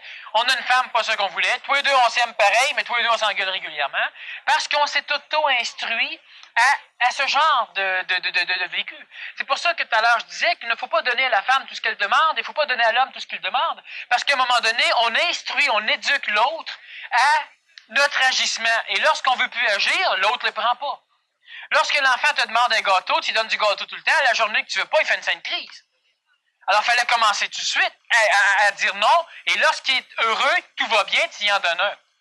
Bon, puis encore là, faut pas t'y en donner un deux fois qu'il est heureux, mais il y a un moyen d'éduquer selon les besoins, et non pas seulement d'éduquer selon ce qu'on pense que, d'éduquer pour se débarrasser, souvent ça arrive au niveau du couple aussi, et de donner simplement ce qui est parlé. Ce que l'autre demande. Alors, les personnes qui, à un moment donné, la majorité des couples, de toute façon, qui s'autodétruisent, et la majorité des couples ont de la difficulté à vivre parce que les couples évoluent de plus en plus rapidement et de plus en plus différemment, ce qui est normal. Si le couple de base comprend les mécanismes même qui différencient l'homme et de la femme dans l'expression planétaire, peuvent arriver à faire un compromis qui va être réellement enrichissant pour les deux. Parce que c'est pas l'homme ou la femme qui ne vont plus ensemble à un moment donné. C'est que les deux ont des points de vue qui ne vont pas ensemble. L'homme et la femme, quel que soit l'homme, quelle que soit la femme, ça va ensemble. Mais le point de vue crée qu'à un moment donné, ça ne va plus ensemble. Alors effectivement, si tu es sur le bord du divorce, d'un coup, tu comprends tout ça, ta femme comprend tout ça. Alors, vous pouvez revenir, tout le reste, on s'en fout, vous recommencez à zéro réellement, puis il n'y a plus aucun problème. Mais pour ça, il faut que la femme et l'homme comprennent les mécanismes d'évolution. Et on essaye plutôt de comprendre les mécanismes qui font que l'autre demande quelque chose. Mais dis-moi ce que tu veux, là, puis dis-moi ce qui te tente ses nerfs dans ce que je fais. On ne rebâtit pas un ménage comme ça, puis on n'en construit pas un non plus. Il faut comprendre que l'homme est un être qui s'exprime différemment et qui a une évolution particulière, qui est bénéfique à la femme, que la femme est un être qui s'exprime différemment, qui a une évolution différente, qui est bénéfique pour l'homme. Et là, on va agir en fonction de ce que les deux ont besoin, mais pas en fonction de ce que moi j'ai besoin, puis que je vais piquer chez elle. Mais à un moment donné, on a des personnes justement qui se chicanent parce que ce qu'ils ont besoin, ne l'ayant pas comme ils voulaient, ils acceptent ce qu'on leur donne. Question qui est personnalisée, là, certainement par un homme, parce que c'est demandé ici, dans combien de temps pourrait-on prévoir que la femme ne soit plus émotive? On pourrait lui dire dans combien de temps est-ce que l'homme va être réellement intelligent, être réconcilié avec la vie? C'est à peu près ce que j'allais répondre. On ne peut pas demander à la femme d'être moins émotive. La femme sera toujours émotive, sauf que la femme sera beaucoup moins manipulable par son émotion. Ce qui est totalement différent. Et ça prendra le temps que la femme voudra bien que ça prenne. C'est sa business à elle, c'est pas celle de l'homme, ça. Ça, c'est une question possiblement masculine. Elle peut être féminine avec, mais si l'homme pose cette question-là, il n'est pas à sa place du tout. Parce qu'il devrait se demander plutôt quand est-ce que, et se demandant quand est-ce que moi je vais être, il va simplement découvrir que c'est stupide de poser cette question-là. Alors, si c'est stupide pour lui, c'est aussi stupide pour la femme. Quand est-ce que la femme va être enfin comme j'aimerais qu'elle soit? Tu sais, c'est la question qu'un homme pourrait poser. Les femmes émotives, quand est-ce que la société va changer? C'est le même genre de... Exactement. Quand est-ce que la société va changer? Quand elle va changer. Puis elle va changer quand l'homme va changer? Alors, quand est-ce que l'homme va changer? Ben, quand la société va changer. Bon, en fin de compte, t'as pas de réponse au niveau temporel. Ce qui regarde la femme regarde la femme. La femme s'occupe très bien de son affaire et elle s'en occupe bien en crime. L'homme s'occupe aussi très bien de son affaire. Sauf qu'à un moment donné, il faudra que les deux comprennent ce qui se passe l'un chez l'autre pour commencer à travailler ensemble d'une façon réellement constructrice et non plus seulement d'une façon de relation plus ou moins harmonieuse, plus ou moins désharmonieuse. Le temps, c'est pas important. Quand est-ce que l'homme nouveau va commencer à pouvoir réellement travailler une société nouvelle? Mais ça dépend de vous autres. Ça ne dépend pas d'un caractère de temps. Demandez-moi pas de vous dire, ben là, en 1999, et des pinottes, l'homme nouveau va apparaître à 20h48 exactement. 1 heure plus tard dans les maritimes. Exactement, oui. Et non.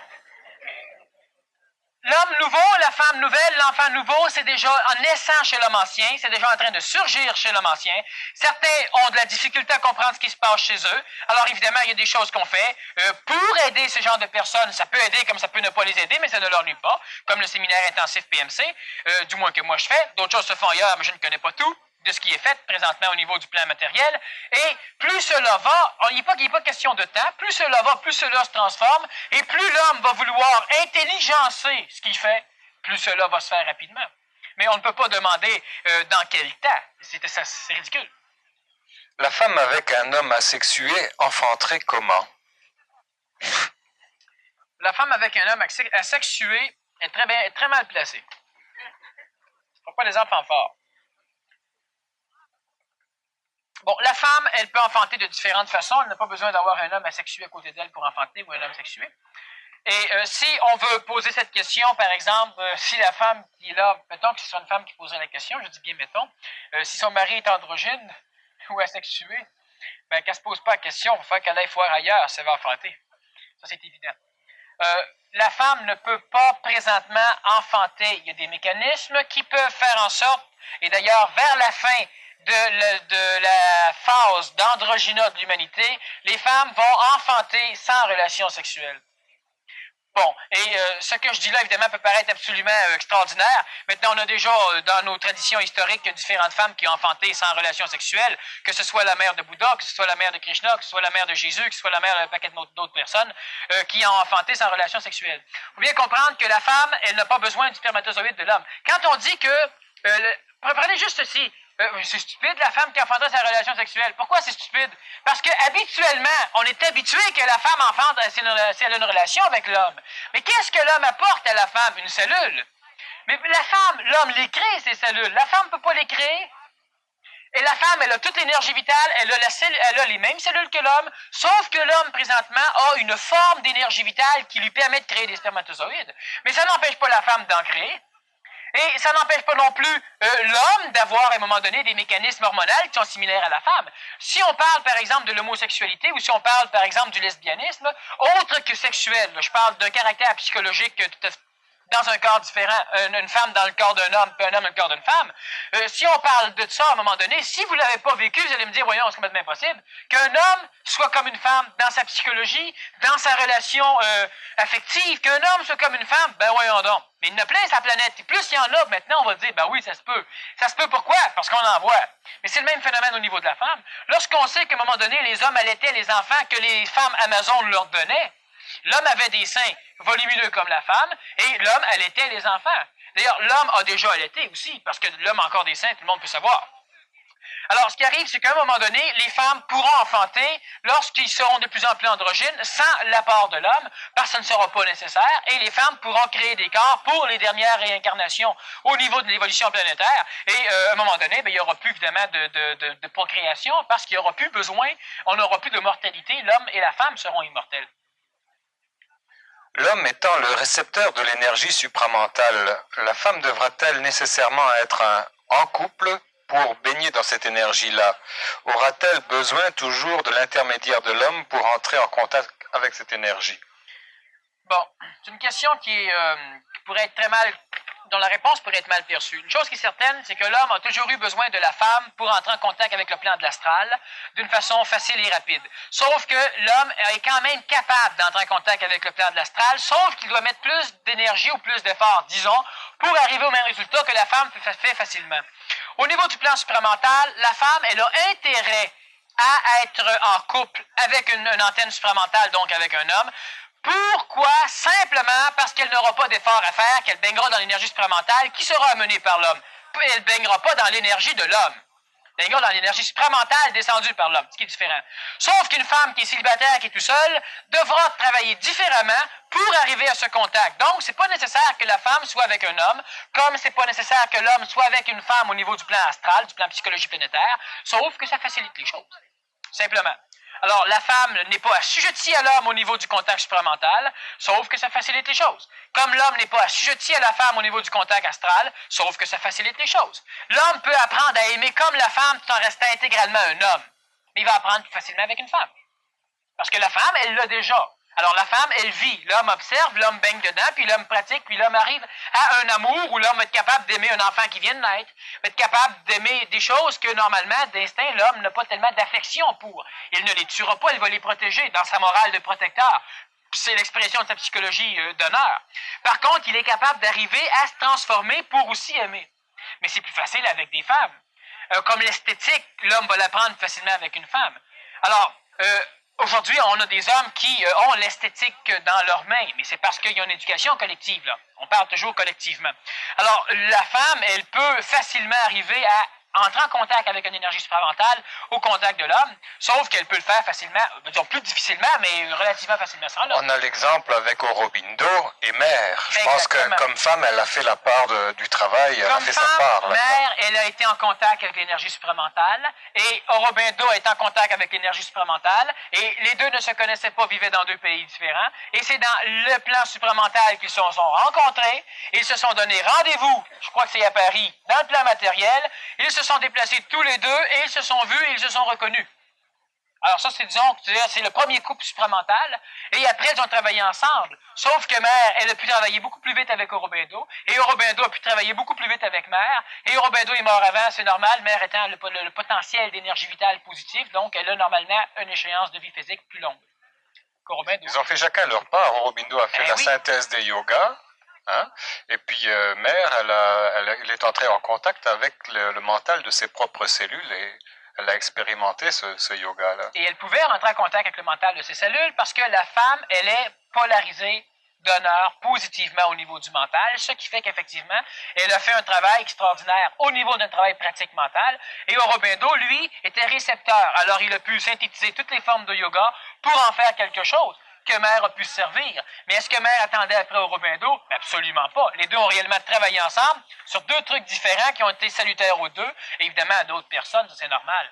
Et c'est réellement le premier couple supramental, et leur travail s'est fait dans le plan supramental, un peu comme on expliquait la semaine dernière, où à un moment donné, l'homme se crée un corps supramental par la dissolution de son ego, et à un moment donné, l'homme travaille et sur le plan planétaire et sur le plan supramental, ce qu'Aurobindo et ce que Mère ont fait.